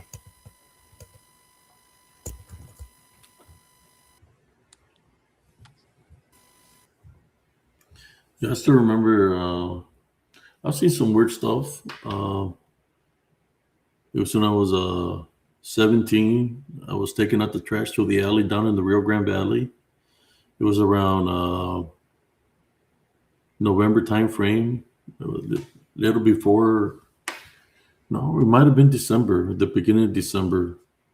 It was cold. I was taking out the trash. The sun was setting, and I seen something pass right over me. I looked up, seen like a chariot, and there was something pulling the chariot, and it seemed like somebody was in the chariot. Now, there was two things that I thought about when I seen that. Now, this is in 1987. First thing I saw it was December, right? I said, Santa Claus. Seen something pulling the chariot. I said, it looks like a sled. But then I seen the sun setting down, and then I thought about isn't there a God that has a chariot and rides a chariot when the sun comes up and then the sun goes down. Can't remember his name. And that's what I thought about what I seen back when I was 17 years old. I just can't remember the name of the of the god or the Greek mythology name of the one in the chariot. Is it Ares? Who's the Yes. one that wrote the chariot? Yeah. Aries. Also, Apollo has one too. But who's the one that is in charge of the sun rising and setting? That's Apollo. That's what I thought that was that I seen. I've had some weird stuff happen to me, you know. The other one, the craziest one that happened to me not too recently is I was wearing this pendant. It was like I had bought it and I didn't know what it was. It had like two wolves, and I said, "Oh, that'll look pretty cool for my show," you know. And it had a bracelet, and I was wearing it. My doorbell rang, and there was this big dude, man, this big old African American, and the first thing he said to me is like, there's a Norse god, and I said, what is? And it was behind my pendants, and he said it was the hammer of Thor. That's what it represents. And I looked at him and I said, "Oh, thanks for letting me know. I didn't know." But that's the first thing he said to me. I think it was, I don't know what he said that to me, but he really didn't say too much. I thought he was trying to sell something, but the first thing he said to me, "Ran my doorbell and he's seen it," and he told me exactly what that was. So then I said, "You know what? Let me look into this." And I've seen what Thor would do in Greek mythology. Whoa, Norse mythology. Thor is with Norse mythology. yeah, yeah. With was it Norse mythology, Yeah. right? Norse. Yeah, he would do a lot of killing, and stuff like that. So I haven't put it back on yet, man, because I was trying to figure out who this guy was, man, because it's about the only thing he asked me, and that was the last time that I seen him. I don't know who he was. But I got a question. Do you think that if there is any, we know there's Nephilim and others unclean spirits. Do you think that this Greek mythology things or All these different descendants of the Greek mythology that they're still around us spiritually, and they're sent to send messages? Because he told me that I haven't worn it anymore because I look into it to see what it was about and it was some stories there about him killing innocent people and stuff like that, some kind of ritual. So I took it off. It's a little hammer thing, like a little black thing. I didn't even know what it was, man. I just had it on because it had two wolves on it, you know. Yeah, something dealing with Vikings. I mean, the hammer is the Mjolnir. Yeah, Yep. yeah. The hammer, it's got a necklace and it's got two wolves connected, holding the hammer. Wait, did you say wolves? Like the animal or Yeah, no? like werewolves, like werewolves, Well, like that's the what. faces of the wolves. I got it put up somewhere in my closet. I haven't worn it ever since then because if you would have seen the size of this dude, man, he didn't look normal. Just put it that way. He was huge. And this guy came to you after you saw the thing, after the chariot in the sky? I had only worn it for like one day or 2 days. When I did a live, and then my doorbell rang, and I had already done an investigation in the woods, and that's what he told me.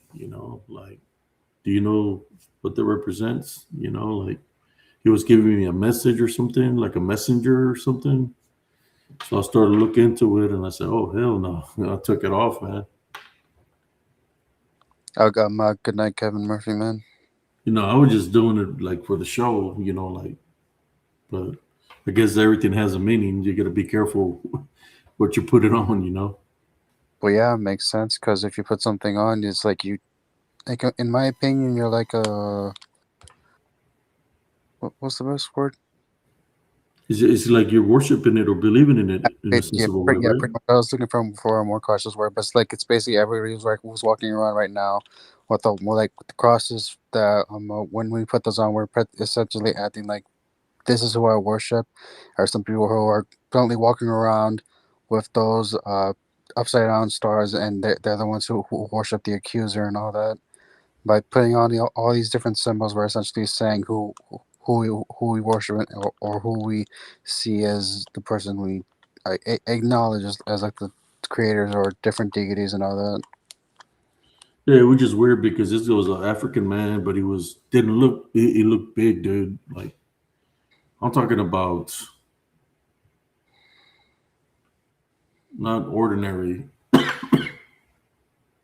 big. I don't know. It just looked like he was African American, but he wasn't African American.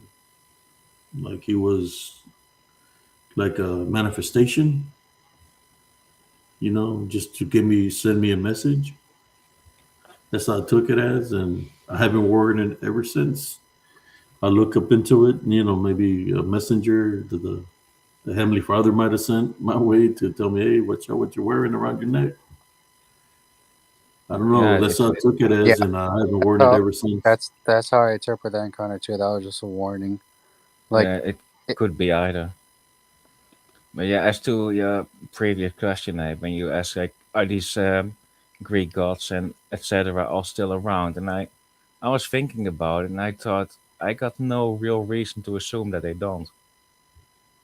So I'm just going to take it for now until proven otherwise that guys like that are still around. I mean, because there have been sightings of when you hear sightings of the goat man, we already know who that is in Greek mythology. that's That's Pan Pan. or Crusaders, Yeah, and they're not exactly good. and we've been seeing Pan. Me and my brother since we were kids. I've seen Pan uh, when we were growing up, and we've seen them even now as adults. We've seen what people want to call the goat man.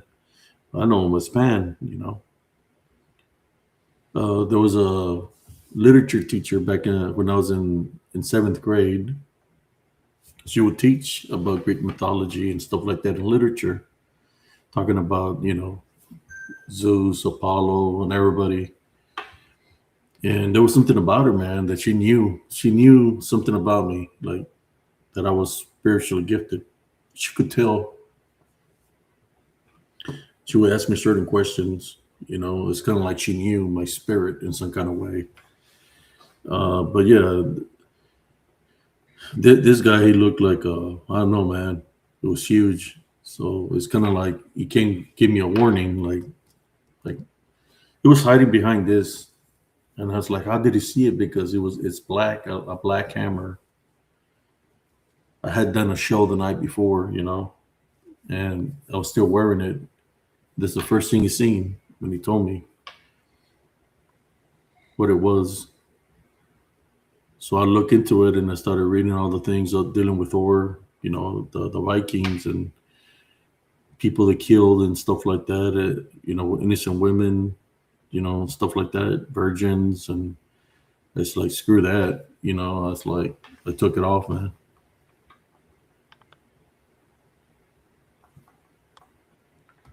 Yeah, I can agree with learning about them. Like these deities or whatever. Well, not really deities in my opinion because they're just lower than the father.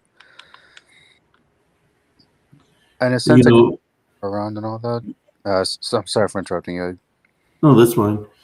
You know, when I said that I think I talked in an episode about Merlin that I remember something that happened along, you know, through my dreams that he sent me through. I mean, it's like a portal, and I'm not saying it's me, but he told me to go through there. You know, guess I was fighting a dragon or something. So I went through like a portal, you know, Well, there's this man that I've run into dirty twice in two different areas that looks like the same person that I seen in the dream that looked like Merlin. But he's here, but he doesn't have the beard. It's shaven, but I recognize the face. So I seen him in an estate sale, and I said, "Man, that guy looks familiar." And I said, "I just coincidental." But then today, went to the store, and I seen him in front of my vehicle as my wife is inside the store. There's this man standing there, and he's got like this was freaked out, dude. He's got the little ear things, and he's listening to like he's to music, and he's like singing. And I'm looking at him like, what the hell? And I said, is he on some drugs or something? You know, because he takes up the things and he's still singing. He's standing right in front of me and he's looking at me. And I'm looking at him. I said, man, that guy looks familiar. Is he? And it looked like he wants to say something to me or something like that, you know. So uh, I just didn't talk to him or nothing, but he stayed right there. He's pretty tall guy, you know, like I would say like around 6'7", 6'8", somewhere around there. Pretty tall guy, but he looked like the same dude in my dream. But he was there in the flesh, and he had a key around his one key around his neck, tied with a rope. And I said, "Why is he standing there? What is this? This is weird." And he's just going back and forth. He's not mo- walking away, going down the sidewalk to the street. He's just staying in front of in front of the vehicle, and he's looking at me, just going back and forth, and just looking at me. And I'm looking at him, and it's like he's not on drugs, but he's acting weird. Like he's trying to, how should I say, infiltrate, or not that he's doing nothing bad, but he's like a It's like disguise in some kind of way pretending, but I recognize the face. You know, like he's like I don't know, maybe he's trying to get me to recognize him or something. It was just weird. I told my wife about it, and I said, "What do you think about that guy?" When she came back in, it's like, "Oh, he's just a person listening to music." That's what she said. But it's no, I recognize the face. it sounds like some kind of a gatekeeper. He had a key around his neck. Was Yeah, the key and still and he's on patrol, like going back and forth to.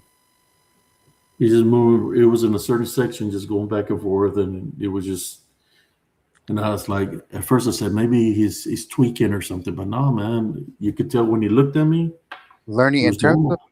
being a He was gate? normal. He was normal, but he was a pretty tall guy, I was white guy. okay. Oh, Oh, in terms of him being a gate, I'm sorry if I'm interrupting you, learning. Why would he remove himself from his post? Like Abe explained earlier.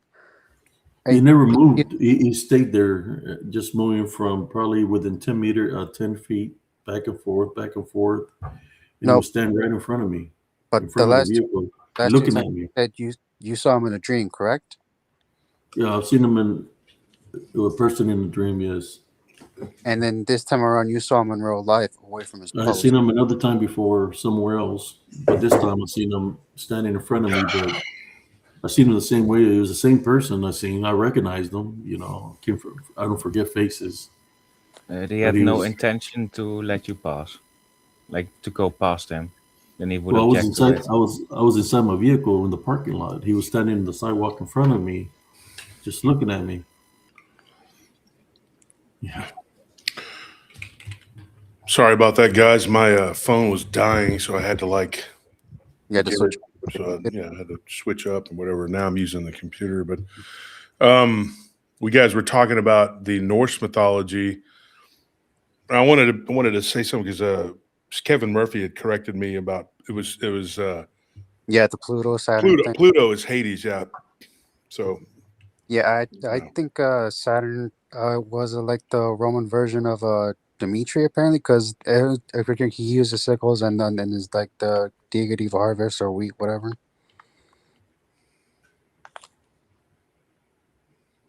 I just looked that up right now. Can y'all hear me? My mic isn't working or If you something. said Yeah, anything, you're good. well, right now we can hear you.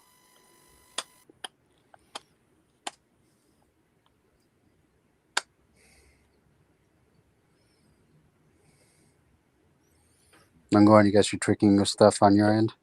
Yeah, and I was gonna get off and talk to him, man, but I just stayed looking at him, just trying to get a good look at his face, just in case I run to him again. If I run into him again, I will ask. But it's kind of like he's looking out for me or something. That's how I feel like, you know.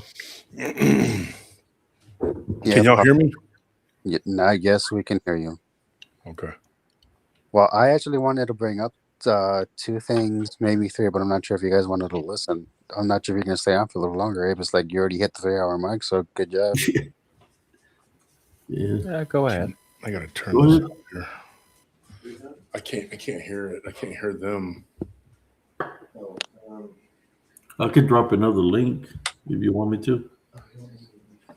Like there's no sound coming through. I can't hear what they're saying. Yeah, I'm dropping Oh, another now I another can link. hear it. Oh my gosh, it's loud. Sorry guys, I'm trying to get my sound correct here. Oh, okay. All right. Yeah, but I recognize this face, man. What were you about to say, Andres? Oh, all right. Well, I just want to make sure, like that everyone's listening. All right, so here goes. I was just taking a shower, and as I was taking a shower, I was going through. I was actually saying the Lord's Prayer, and I'm pretty sure it was after I said it, I ended up hearing a feminine voice with my left ear. And the moment I hear that, I go, I'm surprised, and then I immediately, I was shocked by that because that hasn't happened before, and I just immediately said, rebuke it. I rebuke you in the name of Jesus Christ, and it was actually quick, but that's something that's new that happened to me. And all right, that's the first experience that I want to mention that happened maybe a month or two ago. And I actually want something happened that was relatively recent. I think it was like a week, 2 weeks, maybe longer, roughly in that time frame. It was. I wanted to bring it up on the open mic, PJT's open mic this past Monday. There was a reason why I asked that. I asked them a question: these entities can follow you. The reason I asked that was because I may have something that's been following me. I know I don't know exactly what the heck it is, but the first time I saw it was after I had an open mic with you, Abe. It was after two people came on, one who claimed to have a profession in medicine and another guy who was having issues. And after the live ended, I had to go like take out the trash, and that's when I actually got to see this thing. It was cloaked, but at the same time, it was actually pretty tall. Like I also knew it was muscular. That's the first time I saw it. It only lasted a split second, and then the second time around, I was actually sitting in my car, like making sure like to keep the engine warm and all that because I haven't drove it around in a while.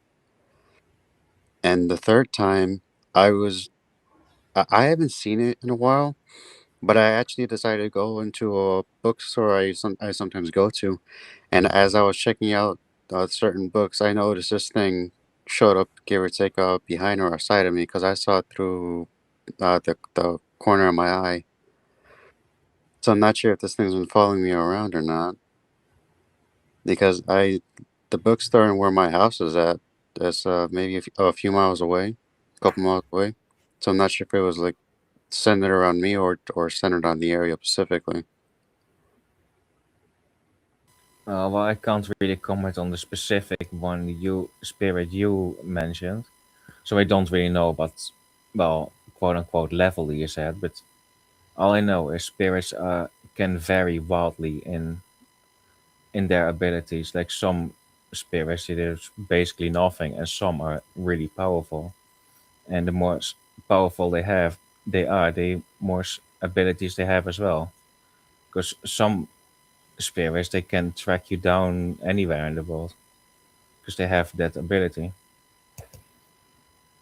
Yeah, in terms of what this thing looked like, all I know is that it had like a humanoid shape to it.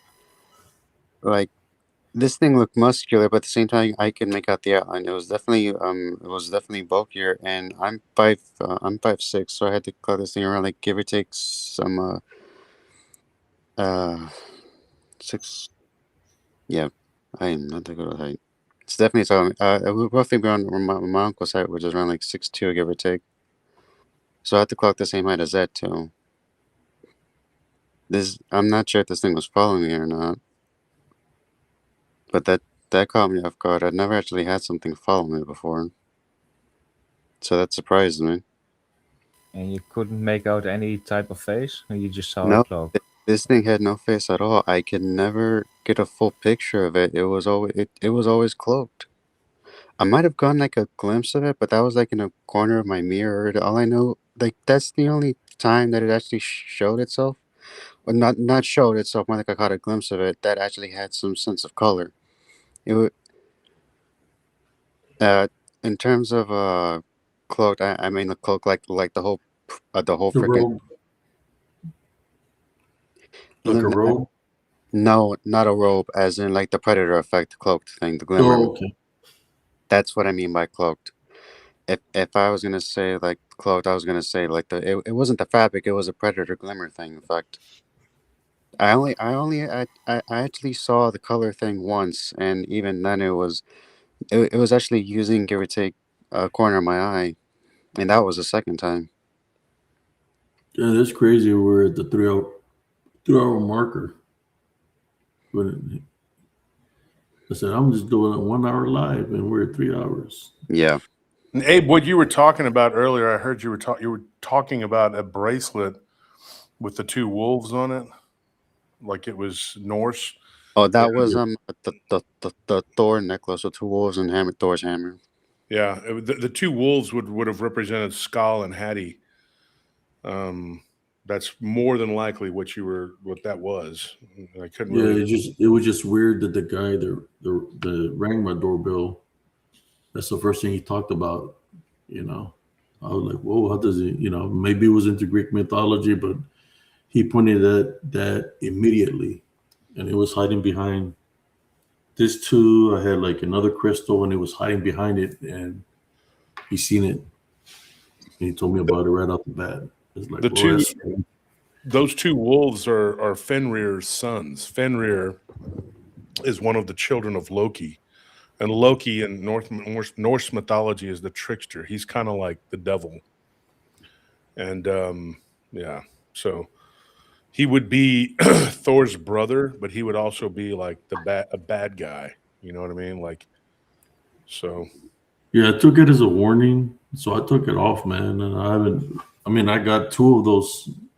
I was gonna get them because I thought they were cool because they had the wolves. Mhm. So when I was wearing my wolf shirt for Werewolf Wednesday, right? So I'll put on the necklace and there's a bracelet with the two wolves also. But I haven't worn it ever since the big guy appeared in my doorstep and told me about the necklace, and I looked into it. I was like, oh shoot, hell no! I took it off, and I haven't worn it ever since. I thought the Loki being Thor's brother was a whole media spinoff thing, not No. I oh, believe they're brothers. I don't know. because uh Thor is obviously Odin's son, and I thought Loki was like part giant, but he became like apparently a half god or half Aesir because they accepted him or something. Because if I remember correctly, Loki is Laufey's son, who is also the king of the giants. Yeah. The way I understand it, I'm not real sure exactly. Like he was taken as a hostage or something, like in the mythology. Like he's not technically his brother, but I think he was taken as a hostage because his race was actually of the ice giants, and I guess they were defeated by. I've read different stories, and there's different versions of it too. That's the thing, that we have so many different versions of it because you have the Icelandic sagas, You have the Danish, like you have, like what's it called? I'm sure everybody's read it with Grendel. My mind is Oh yeah, tired. I'm tired. What is it called? Beowulf. Beowulf. Beowulf is one of the tellings from Denmark. That's a Danish telling. And then you have, the Icelandic telling of it, and then you have the Norwegian and the Finnish and the Swedish, and they all have their own versions of the story. And so I know that Loki, like in some versions, and now you can find different versions of this. Is like you can find different versions of the Song of Solomon, the Key of Solomon. Um, and we were talking about the Greek mythology. I know that Apollo is Apollo in Greek and in Roman because he's the son of he's like the favorite son of Zeus. Like Hercules was one of Zeus's sons, but he could give a crap about him. Perseus was one of his sons that was of half human, and he loved him. He helped him. It's so weird. And then Ares, he didn't really like Ares. He had like a disdain for Ares because Ares was a warmonger. But in the Roman mythology, Apollo is revered. He's the son of Leto, I think it is, or maybe it's Latona. Leto. Latona, yeah. Well, in Greek, I think in Greek it's Latona, and in Roman it's Leto. I don't know. You could look it up, but I mean, there's either way. He's the son of Zeus / Jupiter because Jupiter is Zeus. And so, you have those that's the same being.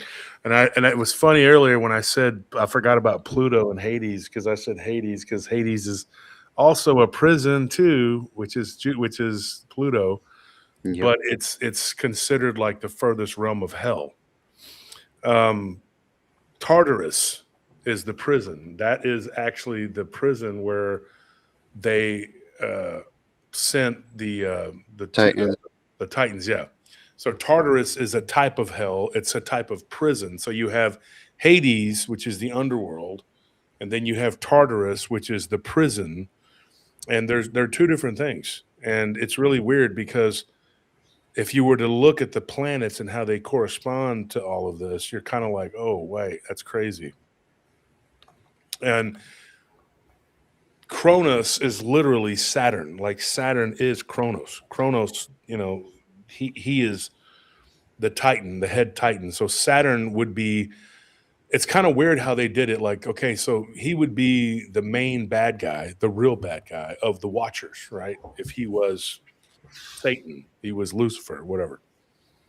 But then, yeah, what does spiritual ascension say? Odin is Kronos. Yeah, Kronos is Anu. Zeus is Kronos' son, also known as Baal. Kronos is Satan. These are fallen angelics that have simply changed their names over centuries. Well, yes and no. I agree that they changed their names over centuries, but I'm not totally in agreement that they are the same beings. I think that they are of the same lineage or similar lineage. Like that's the thing. And people don't understand, like they think that it's all like Jesse says, sounds like fantasy. Well, it's not. It's really not because, in my belief, and the way I believe from all the studying that I've done of all these different beings and these different things, I'm gonna just put myself on camera here. I don't care. My thing in the background's falling or whatever. We have to hot glue it on, and we will get that done. I've been up at the studio all day. I thought you guys glued it or used like one of those stick-on things, not like. We were going to do that because we didn't want to destroy the wall, but then we decided to put corkboard up. And well, this isn't me. This is the guys, and they put the soundproofing up in the back. I don't know what they're gonna do now, and that's not my department. My department is to do the research, the studying, and Story. interview people. So, anyways, just ignore that. Who cares? Here's the thing. If you stop and you look at all of this, I'm going to say something that may sound completely cuckoo bananas, but the Sith Lords of Star Wars are actually real. And Lord of the Rings is real. And when people hear you say things like that, you think, okay, this is crazy. Because in reality, it says in the Bible, and I'm following this biblically, that there is nothing new under the sun. We can't create or do anything that hasn't already been done, right? So AI literally is only as good as what you put into it. It gives you, it spits out what it knows. And what it knows is just whatever has already been put out into the ether. That's all it knows. It doesn't create anything new. It only takes from what has already been done. And I kind of believe like that with us as people. Like that is pretty much how I believe. I think that there really isn't anything new. I mean, it's just what has already been done and what is, whatever. And what it has been is what will be. Yeah, we tried Velcro, Scorp. You already know that, don't you? But and that's why I tell you this. When you were to study like the Jedi and the Sith or of Star Wars, you're seeing something like if you look at follow what I'm going to tell you here, look at and think about this, the Knights of the Old Republic, right? You go back in time in Star Wars like 1,000 years before the original Star Wars episode came out, right? And this is the timeline. You go back to a time that is virtually the same. The technology is the same. The ancient Sith texts are on different planets, and you can go to different planets and find the holocrons and all this other stuff. You go back and you read it. Like if you read some of the, because I've read some Star Wars and some Lord of the Rings. I'm not real big on fiction other than mythology, which isn't really fiction. But they all have their own fan fiction or their fan mythology, right? But if you go back and you read about this, you start to learn that these different planets that they're on in Star Wars could be something that corresponds to like the outer rim of the Earth. And what I mean by that is like the Earth is round, but not in the way that we think it is. I'm not saying this is 100%, but it's something that I saw as a theme that comes up over and over again. And the mythology just keeps changing and warping. And it's kind of like this soup, right? So if we are Earth and we are surrounded by an ice wall and we're round, and I think that it's kind of like this, it kind of moves back and forth like this, right? Kind of like, that is our planet. And below it is like this, I think it's kind of like a triangle. I mean, it's just like stalactites or stalagmites coming down below it. That is the inner Earth. I think that's kind of what it looks like. And it's round on the top. It's round, right? But the entire Earth isn't round the way we think it is. And below there, it kind of looks like chewed up bubble gum. And when you look at this, it's kind of floating in this sea, right? Which is this vast ocean, which is within the Earth. They think it's within the Earth, but it's not really. The Earth and of itself and all the oceans of the Earth are actually floating on top of another ocean, which is like hundreds of times the size of Earth. And we're bumping up into these other worlds like Asgard and Midgard. And so when you stop and you look at these other realities that are bouncing off of us, it's like if you were to put dish soap into water and stir it around, you see all the bubbles and how they're bouncing around each other. That's kind of how our universe is. That's how it looks. And what people don't understand is what we see up into the sky, these different lights or whatever, they're actually beings. And the planets actually are alive and they have their own personalities and everything else.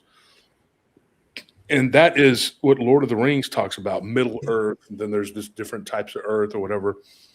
I actually believe this, and I believe that when you think of the Sith or whatever, we're actually tapping into something. And the people that wrote these books, and they weren't all George Lucas. Lucas started it. He tapped into something, and then he wrote about it. And then other people finished his work. So you have all these different, like Darth Bane, you have Darth Revan, and all these different Sith lords, right? And then you have all these Jedi. And that could be something that is happening around our world, but that we aren't like privy to it completely. We're only getting like pieces of it because anything that you can think up or create has already been done and is still being done. Because it says in the Bible, there's nothing new under the sun, nothing. So we all correspond to that one sun, that one big light. And there's all these different planets and versions of us bouncing around and interacting. And when we bounce around in at different times, like if you were to take 5 balls and drop them into a tub, like a big tub of water, and the water, it can be as high or as deep as you want it to be, but that could literally be what it's like. And those balls, set them in motion with like a mixer or something and let them bounce off of each other. And eventually you could create a pattern with them. And so we interact with these different other versions of ourselves, periodically. And when that happens, like you're bouncing off of this and bouncing off of that. And in astrology, they try to explain it. We're entering into Mercury. We're doing this, we're doing that, because they're all going in rotation. But what's really happening is that the Earth could be bouncing off of other worlds. And when we interact with those worlds, we think of it as October. The veil is thin. Well, why is the veil thin? Well, because at that time, people are more prone to see things that are weird. And I know this because I interview thousands of people who've seen these things. And October through December seems to be a hot spot. Why is that? Because that time of year in certain parts of the world, the days get longer, and other parts, the days get shorter. And then there is a thinning of the veil. Thus, I see this creature that looks like a freaking werewolf when I was 15. So did a lot of other people in my hometown area. And I interviewed them and put them in a book. Well, think of it like at that time of the year, our world is bouncing off of certain, the God, false God, as I call him, the one that set himself up as God, Lucifer, Kronos, if you will. In Roman mythology, who was he? One of the things he was the patron of agriculture. See, those things are just falling. He was the god of agriculture, right? So if he was in charge of agriculture, that would have been the time of the harvest. And the harvest is in what time? The fall and October, right? That's kind of like, the middle of the harvest right there, say late September to November. So that would be the harvest. And so when you start you start looking at these things, you start to think, oh my gosh, maybe that's what it is. At that time of the year, our world bounces off of another world. And spiritual ascension says there's no such thing as planets. Well, that's your opinion, and maybe you're right. Who knows? I don't really know if there are planets or there aren't planets. I just know patterns, and I see patterns. I have pattern recognition like most people. And I start to think, man, what if this is true? There are pond Earths. You've ever heard of the pond Earth theory? Well, what if the ice wall that is like, that's the ice wall? What is beyond that? That's where the ice giants come from. Because in the Arctic, which is close to the Norse people, if they went further north, they ran into the Arctic. So you ran into the giants that live beyond the wall. They come from another world. Loki would have been one of the children of the king of the ice giants or whatever. And different versions of it, he's taken as a hostage and accepted as a son, because oftentimes in courts, whether they were, gosh dang it, the cat just took my prayer shawl. Well, good thing I'm not Jewish. So anyways, when these different worlds, they correspond to, what was I saying? Like the ice giants, for example. There was a war, the ogres, the giants, whatever, and Thor and his people fought a war against them. So in order for there to be like peace, they would say, okay, we're going to take 2 of your children from your royal court and they'll be raised up with us. And they'll be treated with privilege and given whatever they want. They're basically spoiled prisoners, but they're still prisoners. Make no mistake, they are not considered to be anything but pampered prisoners. And Loki was kind of that, and then he turned into to be, what he was, which was a jerk, because he was angry that his people were. Hold on one second, I got to deal with these cats. Damn it!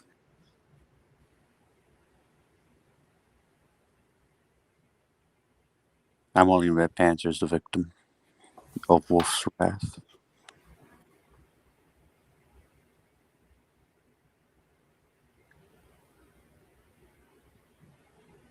Well, the veil is being lifted, then It's possibility what I've seen could be something that's hiding within the veil. That is, I mean, but it was in the form of a person, you know. Maybe maybe other things that will be happening around the world. Yeah, but that's the one thing that, like, I get the veil thins at certain points of time, especially like the planetary alignment that happened recently. That's when another event, possible event, that the veil would have been even thinner than what it usually is, or like year round. And Bible, it says the veil, like the whole thing, will be lifted, and that's when man's heart will fail. Like everything's gonna get unleashed.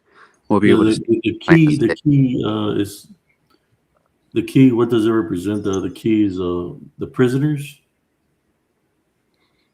Do what? The key. What does it represent? Like I was telling you what I seen.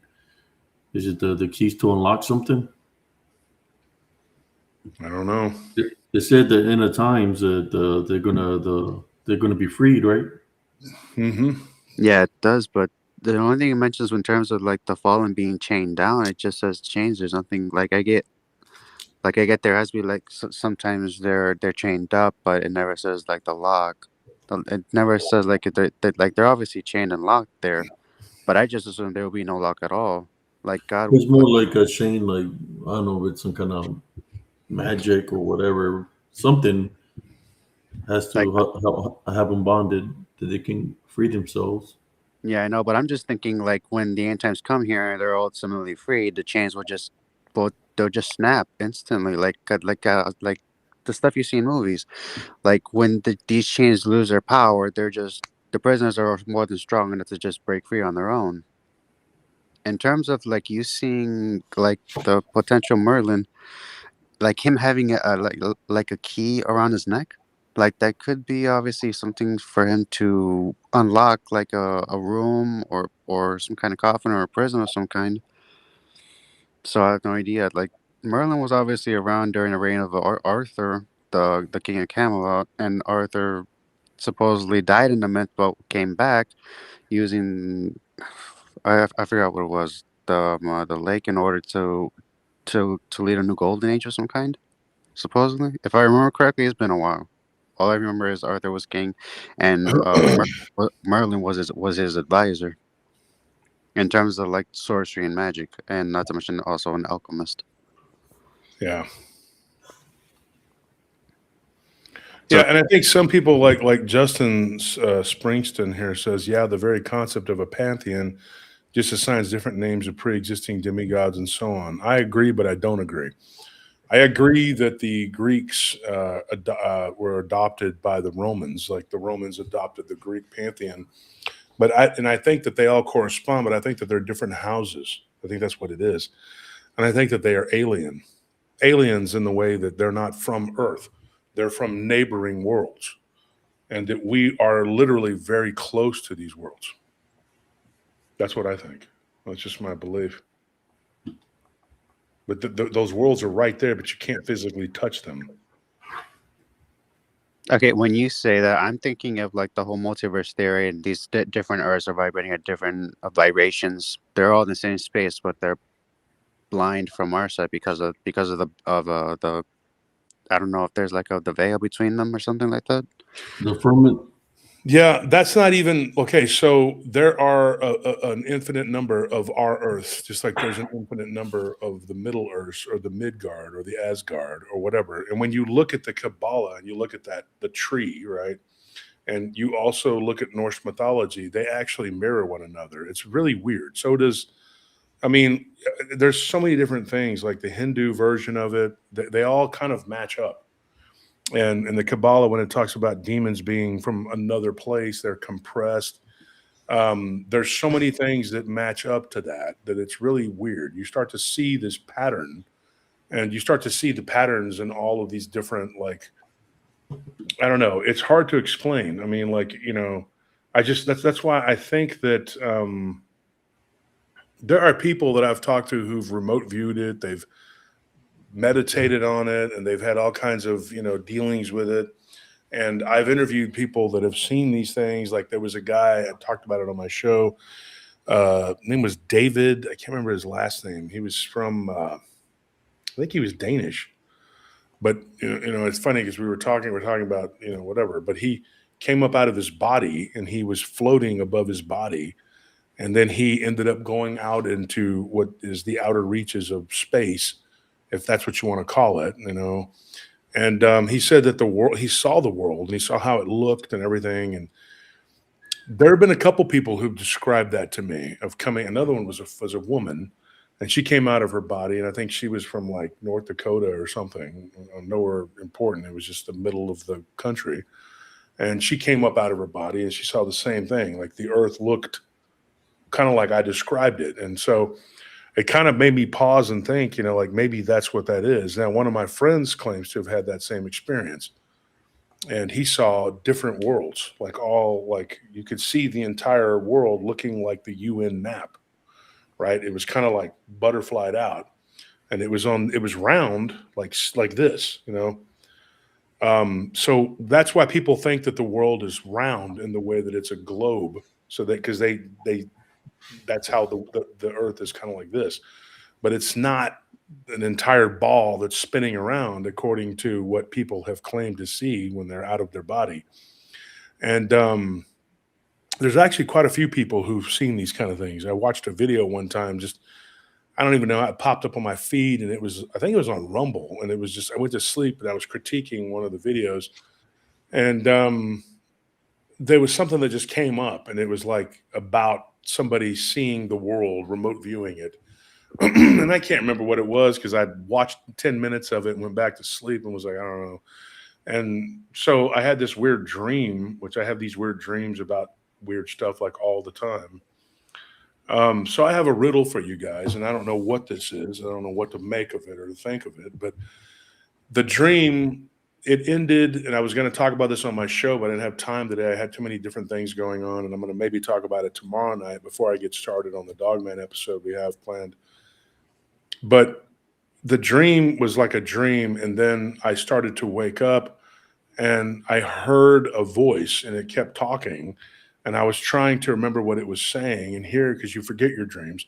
And so Nellie got, she's smart, and she started writing it down and or typing it down. And in the dream it said there are five pointed stars, four red lines or lions, because that part I was in the middle of waking up right then. Three judges, two queens, one superpower.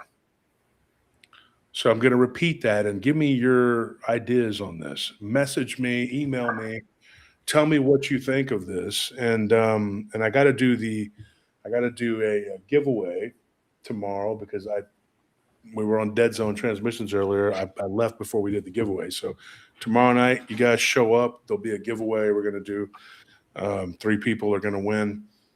But yeah, once again, there were five stars, five-pointed stars, and the color I saw was blue. It didn't say they were blue, but it said, it showed blue. On the four red lines or lions, the word red was actually in my head. And then there were three judges, two queens, one superpower. Now, a lot of times in your dreams, you don't really see or understand numbers, but um, you don't remember them as well, because when you wake up, numbers come from what different part of the brain. So I did. So my mind was clicking, So whatever that was or whatever it is, I'm not real sure. But if anybody has any clue or any idea. Hey, well, this is gonna be weird, Wolf, but when you, uh, uh, you know, it's good. Before you go to bed, try practicing this exercise. I actually ended up doing. That was kind of recent. Think of on one of those things that you just mentioned, and just let your mind or subconsciousness run wild on its own. Hmm. The reason I'm saying that is because like you see on YouTube and certain apps where it tells you to just like that like show me which one's like the whole truth, like which one am I gonna pick, what color that I'm gonna pick, all that. I ended up doing that, and but I what I decided to do on one of those things was I grabbed I got one that my eyes felt most drawn to, but I also needed to decide on a color, and I kept trying to force the thing on my own to stay that specific color. And then I started thinking, why don't I just let my subconscious or whatever take control and show me what color it's going to be on its own? And that's what I more or less did. And what the color I wanted it so hard to be was blue. But then I stopped fighting it. I more or less stopped being the one in control and let whatever was telling me to. I basically gave up control, and that's when the real color showed up to me, and it shifted into a green color, and that's the color that it ended up being. Like I'm basically, we, okay. Everybody here in a chance always tries to be in control of their own life, but at some points in your life, you're not the one in control. You just have to let things happen, and that's more or less what I did in this situation. But it was just like one of those random psychic tests or intuition things, and I more or less got the answer that was right. Mm. If that makes any sense. No, I it does. Yeah. The usual way I go about it, because sometimes I got dreams as well, and I can't make anything of it. It's just too weird, and the dots don't connect at all. And that's when I go outside and just talk to the Holy Spirit, saying, "Okay, I'm racking my brain over this. Can you please help?" And oftentimes, a little while later, dots are connecting. Like, oh, that's what it's all about. Or sometimes I hear this voice in my head that says another dream, and it turns out that they don't that I have to continue the story, next time I go to bed. And then it got more dots connecting, and eventually I'll figure it out. But oftentimes it's just one dream that I can't figure out on my own and say, "Hey, can you help me?" And a little while later, things just fall into place. There's a question here by Denata Whitson.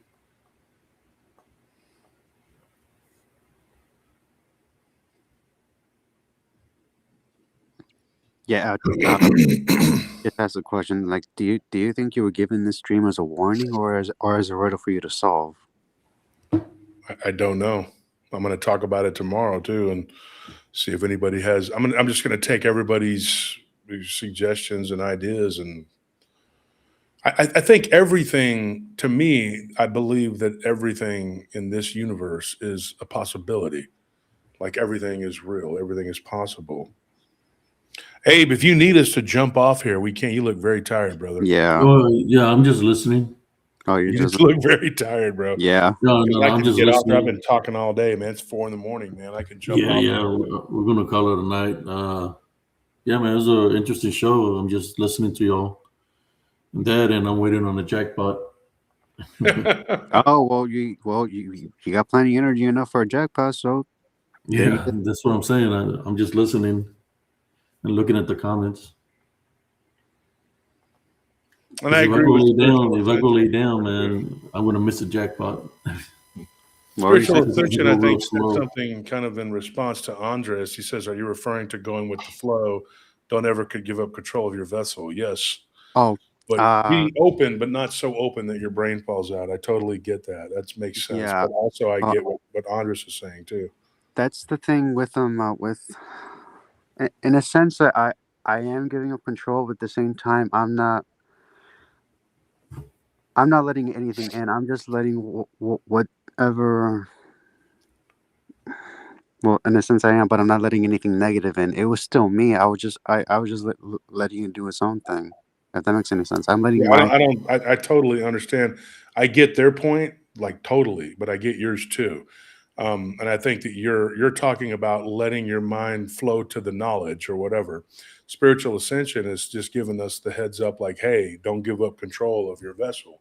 So it works. I think both of you are right. I think that happens a lot of times too. Things are lost in translation. Now, when somebody does like what happened yesterday with Dragon Games or whatever, where they were like, "Oh, you said reincarnation was evil or whatever," and then they said, "Well, Anthony said that." I don't know. I don't know if Anthony said that. I don't remember him saying that. I don't know why he would say that. But there are people who reincarnate that are evil, and they come back to do evil. And if we, as Christians or Muslims, Jews, Hindus, Buddhists, whatever, or whatever you are, if you are spiritual in any way, if you have any sort of belief, if we would understand each other and be more understanding of what it is that is really out there, I think we would be in a better place. And I think it's all about discernment, because if anything you do or hear or think, just pray about it, pray to God. And if you ask for guidance, things will happen. God answers your prayers. Not only does he answer your prayers, but a lot of times it'll work in your favor if you do what is right, because it's kind of like asking for permission for something. And a lot of times when you're not granted that permission, you're not always cognizant or realizing that God is protecting you from something. He's keeping you from something, but you're like upset because you're not getting it, because you're using your earthly mind to try to reason, when you got to open up your spirit to God and hear what he's trying to tell you. Because Christ is the way. And I've said this many, many times. And if you worship God through Christ. And that's going back to what the Mormons, when we were talking about with Sage Cooley, the Mormons actually are very big on stressing that you actually do worship God through Christ. That's one thing I learned about from dealing with them. And like I said, I've been to their church a few times, and one of my friends and me were talking about it recently, and I was just listening to his take on it. And he was telling me what they do and say. I hadn't been there in 20 years, or longer than that, probably almost 30 years. But I remember it, and I remember studying with them and learning, And I said this before: if we were to follow in the footsteps of Jesus, Jesus was in temples and ashrams and all this other stuff. And I got attacked by this one lunatic in this group. She was all like, "Well, you're trying to say that my Lord and Savior studied with pagans." And I'm like, he did. But that doesn't mean that he adapted the pagan philosophy. Because what I did in each one of these temples, synagogues, mosques, is to listen to their side of it and then present my side and my argument and tell them why I was a Christian. And every one of these places, either gently or forcefully, tried to get me to convert to their belief. And I said, you have a part of the puzzle. I told every one of them, I said, you have a piece, and you're not wrong, but you're not right. You have a piece. So if you have a piece of the puzzle, you're partially correct. And they said, well, you're partially correct too. And I said, yes, I am, but eventually I will be whole. And they said, well, how is this? And I wasn't trying to be snarky, but I said, Jesus makes you whole. And they were all like, taken aback by that. Not all of them, but some of them, especially in the synagogue. They were the only ones that were really openly hostile to Jesus. The other religions, in order, if I had to tell you, and it depends on the sect of that religion. The sect is very important, because some sects are very cool and some are very not cool. It depends on what sect you end up in. And I even went to Ekankar, which is the light and sound of God, and I listened to what they had to say. And the Amri, I went to all these different places, and I just walked in, a lot of times just right through the front door. And I learned about all these different holidays that they have, all these different traditions. Um, one of the things I noticed was the synagogue is that's why I was just so against them, because they had an aversion to Jesus, but like a vampire would have to a cross or to, garlic. I mean, it was just like unbelievable how adamant they are that Jesus was not only was he not a benevolent, but he was evil to them. And evil is like relative, right? They don't really believe in good and evil. They believe that their God is a force. Not so much in the way that God is like a personality that is in the Old Testament. Christians tend to kind of put God as this personality, whereas the true Judaism, the way that they learn in the synagogues, one thing that I learned is that they put God in this sort of like he's there to serve them. And I'm not even joking. They look at God as like this force behind them that pushes them and kind of does their will. like they're evil. I mean, they're evil, yeah, but they're equal to God. Like God to them is like an ideal that pushes them to supremacy, if that makes sense. And then the Muslims have it this weird where they can just start talking directly to God just by saying Allah, which is just the word that means like Lord or God, whatever. So if I just started babbling and talking to God and I had no one to connect me to God, yeah, you could be talking to a God. You could be talking to anybody. I mean, whoever's around could show up and be like, yeah, God here. What's going on? That's not God. That is God to you because you're talking to it and calling it God. But who is tethering you to God? Like, what is there that is tethering you to this Allah? That's the key. And I kept telling them, I was like, you have to have something to ground you. No, we don't. We talk directly to Allah. And they're very stubborn and hard headed. And I just said, okay, I'm in your temple. I'm not going to disrespect you. I was like, but I disagree. And so I went through the whole, whatever.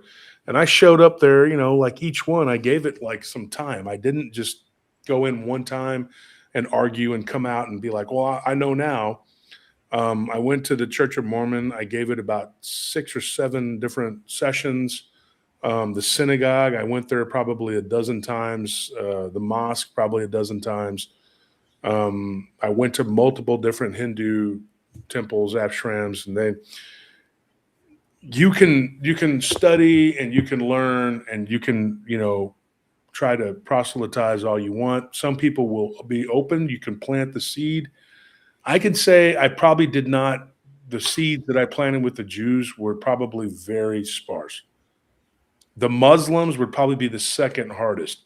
And you would think that they would be the ones that were more open. Now, this is what really tempered my belief because if you are a Christian, shouldn't you be smack dab in the middle between the Jews and the Muslims? And shouldn't they be more open to listening to you?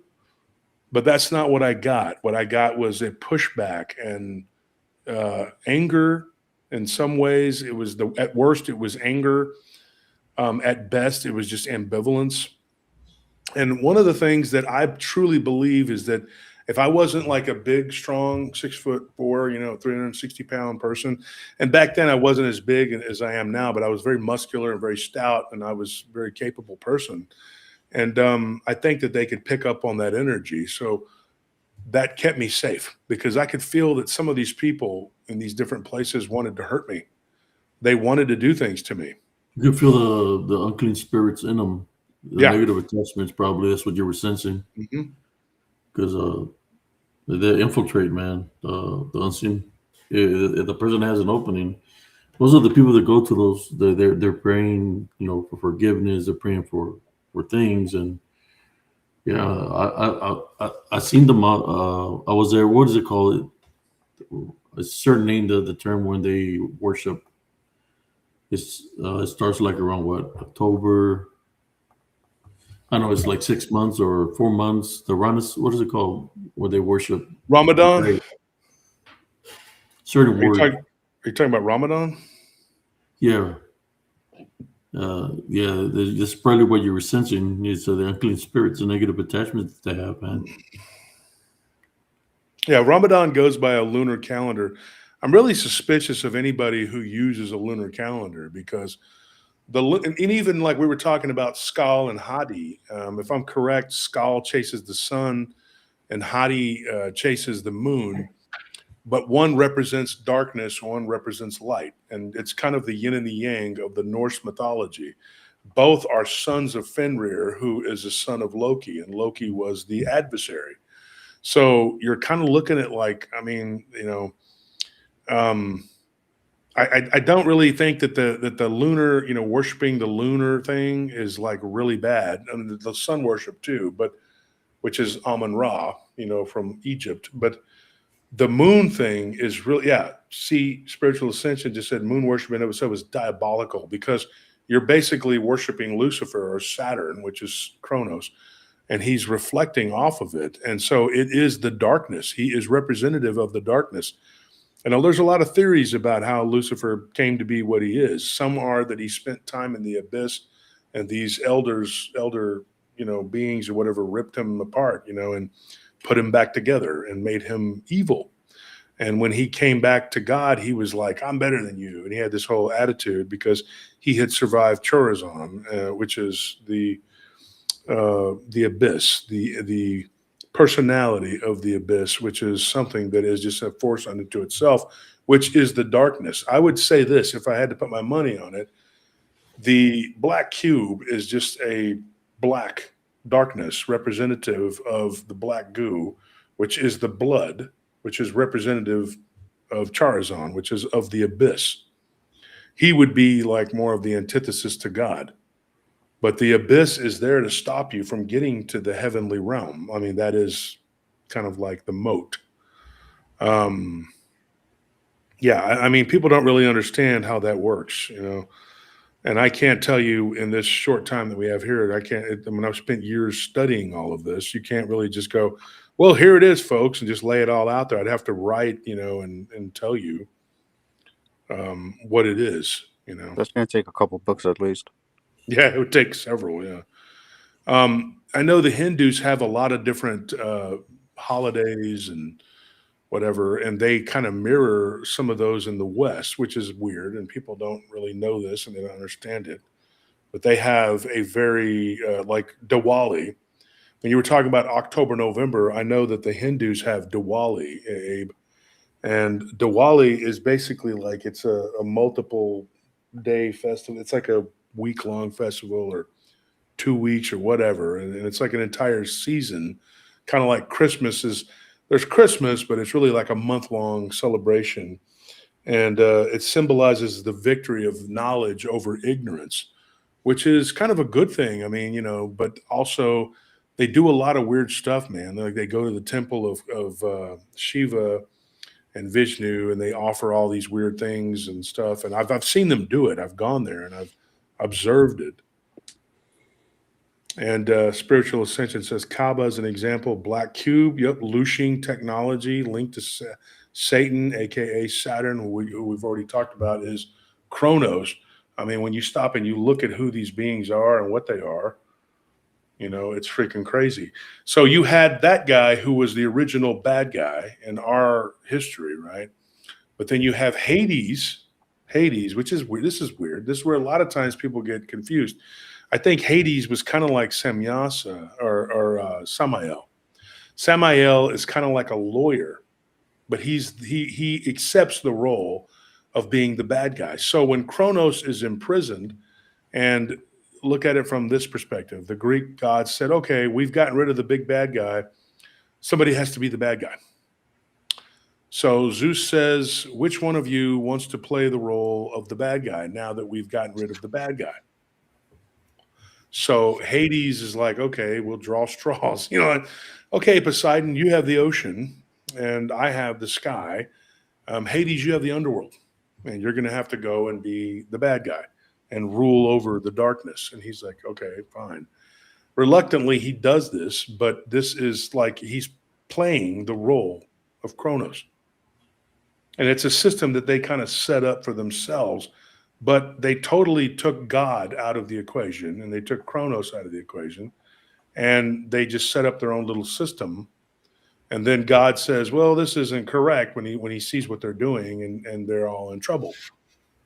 And so they appeal to Enoch and it doesn't work. And then they all get in trouble. Now it says that their descendants became mighty men of renown. I would assume that that would be Achilles, Hercules, Thor, all these different beings that we know of in Norse mythology and Mayan mythology and all of these ancient mythologies. And I say Mayan and not Aztec because Aztec were Johnny come lately, and Mayans were doing this 1,000 years before. So these civilizations in Persia and Sumer and all these places, they were doing all of this, and they had these different people. A lot of people don't realize that the tomb of Rostam is somewhere in northern Iran. Why is that important? Well, we know that the tomb of Gilgamesh they wanted to pilfer the tomb of Gilgamesh, and Hillary Clinton's emails even made that point. Well, who is this Rostam guy? Why is he important? Well, if you look at Rostam and you figure out who he is, he was kind of like the Persian version of Hercules. And Hercules, oh man. Can you guys hear me? Something's going on with this chat. Yeah. Yeah, that message showed up too on my chat too. Just give it a couple seconds, in my opinion. It usually fixes itself. Okay, so if you look at Hercules, he kind of was Gilgamesh. So you have these different names like that right there. You can say there's different names, but they're different people. And this is another thing. People that don't understand reincarnation, that could be the reincarnated spirit. Hercules could be Rostam, and Rostam could be what's his face? I forgot his name. I just lost my train of thought here. But anyway, there's three different guys, right? But they're all three different guys. The Gilgamesh, right? They're all three different guys. But there's a timeline. One of them dies, another one is born, and then he dies, and another one is born, and it's just the same being reincarnated. So yes, the same beings with different names, but it's also a bloodline, and they could be cousins by blood, and that's how the spirit is reincarnated into that being. The reason that these tombs are so important is because they're looking for the black goo DNA. When they found the tomb of Osiris, and I posted a video about it, they believe that it was an Egyptian king, god king, whatever, and they called it the tomb of Osiris. Go look at it. Dick Richards sent me a video of it, and I reposted it on my Facebook. Yeah, you showed it here on Abe's channel. We saw it. Yeah, the black goo. It was on Abe's show, yeah. Yeah. So you look at that and you see the black goo, and you see it all over his tomb, right? But Osiris could be like the same guy with these other beings, like Nimrod. Somebody just said Nimrod. Rain. Yeah. So Nimrod could be Osiris, and then they just go on and on and on. But these are also beings that they're the same guy spiritually, but not physically. But they have the same abilities. And each time he comes back, he's fostered by people or whatever beings that can help him learn his whatever. So Gilgamesh, there's a tomb there, and the body may not be completely decomposed, and they can't find the tomb of Rostam, and they can't find the tomb of Alexander, who may be another one. They can't find the tomb of what's the other one? I just named it. Hercules, because he didn't have a tomb, because he immolated. He burned himself up at Mount Olympus. So you have all of these different scenarios. So they're going for the one that they can find and that they can use the DNA to recreate it. And what I mean when I tell people this is something I should probably talk about on my show too. When I tell people that our art imitates life to the point of like giving you the disclosure, I'm telling you the truth. Look at G.I. Joe. And I've watched all the cartoons. You see me wearing the shirts, and I'm a fan of the show. I'm a fan of the cartoons, but more so the comic books because they go in more in depth, especially the IDW. They created a being called Serpentor. Now, what's interesting about Cobra is that they follow a serpent's bloodline, and that they are the bad guys, and they are reptilian, right? And when they finally show Cobra, he is from this place called Shadalaw or whatever. It's like this, he's this, whatever. It's like reptilian land or whatever. That's where he's from. They're like these snake people, like the Nagas, right? So he's failing as a leader. So they do like a coup, a peaceful coup, but it's a coup nonetheless. They allow him to stay around, but he's no longer going to be in charge. And so Destro, the arms dealer, and a few of the other guys get together and they said, we need to replace this guy so we can win. And we need to create a new leader that can take us to where we need to be. So they raided the tombs of all of these different beings. Go look at it, the creation of Serpentor. They literally tell us exactly what they're doing. They go to all these ancient leaders and conquerors and these mythological people, and they get the DNA from each one. And they mish and mash them together. I think it was Dr. Mindbender who did the work. And then he becomes, Serpentor, their ultimate leader. They have created the ultimate leader. Kind of like what they try to do now. not just toppling these countries is not enough. They need to make them into the IMF bank. They want the oil. That's the surface level crap. But what are they really doing there? Why when they went to Iraq, the first place they went when we invaded and we went into Baghdad in 2003, we went to the libraries and to the museum. It's an interesting thing because we were looking for something. And I think that they believe that Gilgamesh / Rostam is in Iran. And I think they even kind of know where it's at. And I'm pretty sure that's what they're looking for. And so they want to try to recreate this powerful entity. And they're going to give it a body.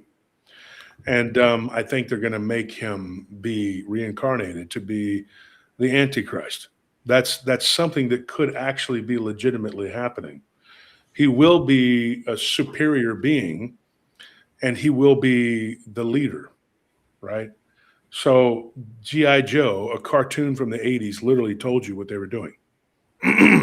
That's what I mean by like the Sith. And when you look at the lineage of the Sith, you see these evil cults that are like the Temple of Set, right? And you see these weird orders, the Masonic orders. They are evil.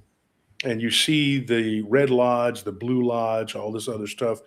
You see it. You see it in all of the imagery and whatever. And you see the Sith as being like these evil beings, this evil order. There's always two, because Revan had preached that there should be two, and then Darth Bane is the one that fulfilled that. And of course, you see the Star Wars lore, it's always two. But at one time, there were many, many Sith. But then they fought a war with the Jedi, and the Jedi destroyed them. But the order was weak, so Bane destroyed the rest of what was left of them, right?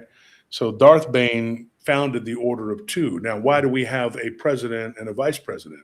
Even in Israel, where they don't have a vice president, they have a president and a prime minister. The president is a figurehead, basically, just like the vice president is here. They don't do much. And then the prime minister is the guy. So you have that order of two right there.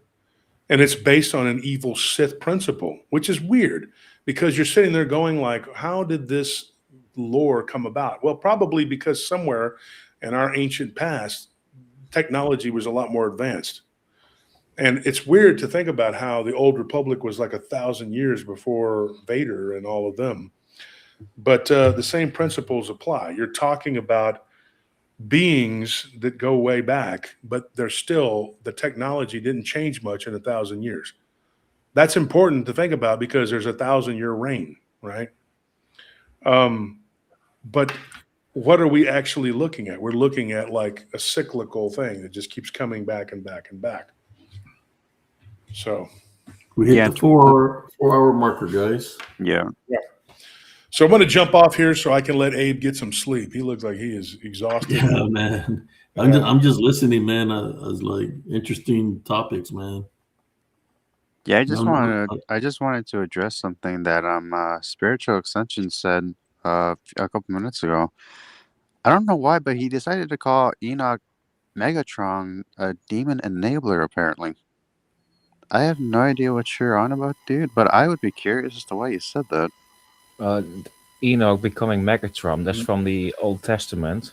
Mm-hmm. And I'm not exactly sure how it went, but Enoch got enrolled into the whole angelic hierarchy. He became a seraph. He became very high-ranking member, and that's when his name changed from Enoch to Metatron. Okay, I was not aware of that. I have not finished reading it. But yeah, I just wanted to point out something else. Wolf, I'm not sure if you had any of the comics in terms of like them trying to create like the Antichrist in terms of being a superior being, but what in terms of like Star Wars lore, apparently Sidious tried to create also a superior being in terms of darkness. Anakin Skywalker actually came to in the comics. I'm not sure if this is like a part of the official lore, but I saw in the video that he was actually trying to create a fetus that was full of the dark side. Yeah, the Metachlorians. Yeah. Yeah, and that is legend lore, which is better than the canon, which they created with the stupid movies, but the legend lore is actually more accurate. Somebody, Just Springsteen says, referencing the Greek gods and Mesopotamian gods, those were the heroes of the old. The Jews didn't have a high opinion of Norse mythology. I'll take it a step further and agree with you on Justin. They didn't even know about Norse mythology. They were very localized. They might have known about the Greeks, but the Greeks would have been probably around the same time. They were in captivity to Cyrus the Great. They come back in 600 BC. The Greeks were already doing what they were doing at that point. They were a collection of crude city-states, but their paths crossed and intertwined. So yes, it would probably have been exclusively Sumerian. The Greeks may not have had the entire pantheon together at that time yet. They kind of borrowed from other people, just as the Jews did. So they wouldn't have known anything about the Norse. The reason I throw the Norse in there is because the natives, the Mayans, some of the Native Americans from Cahokia, which I believe they had a thriving civilization around the same time as Christ was around. And I also believe that even in the Caribbean, there was the remnants of Atlantis. And I believe that there was Lemuria, the remnants of Lemuria, which would have been India, I think, because that continent sank.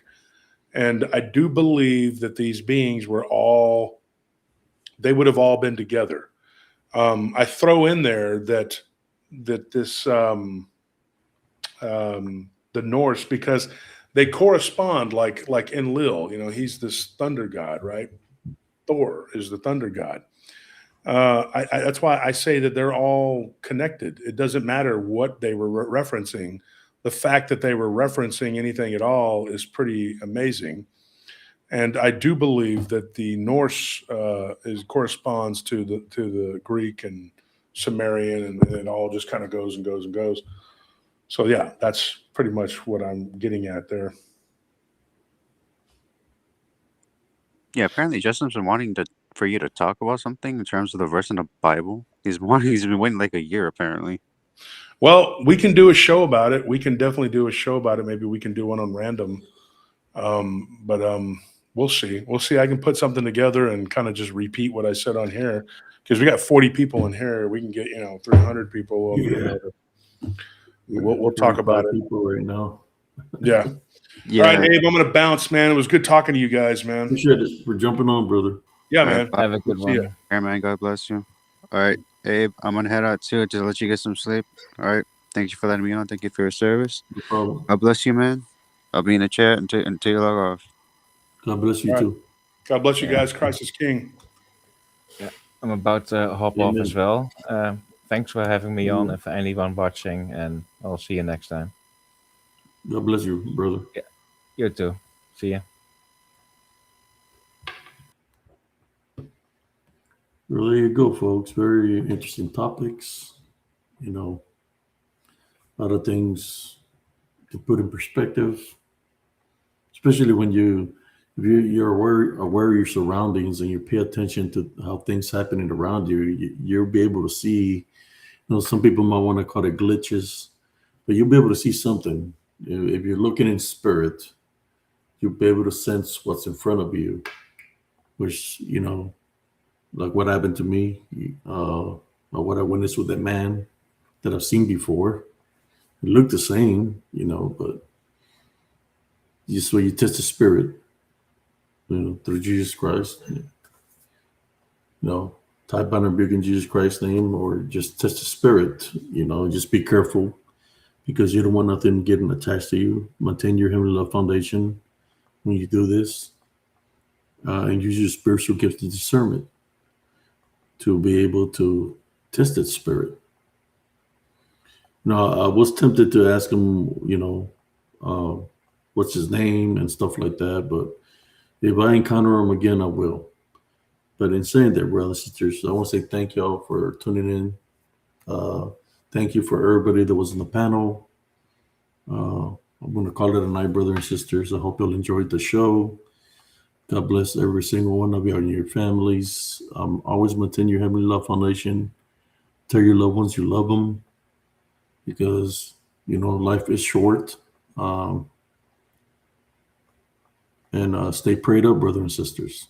This is Brother Ipsias signing off. Sarcia signing off. Spiritual and Cryptid Encounters. Good night, everybody, or good morning, and God bless you. Peace out.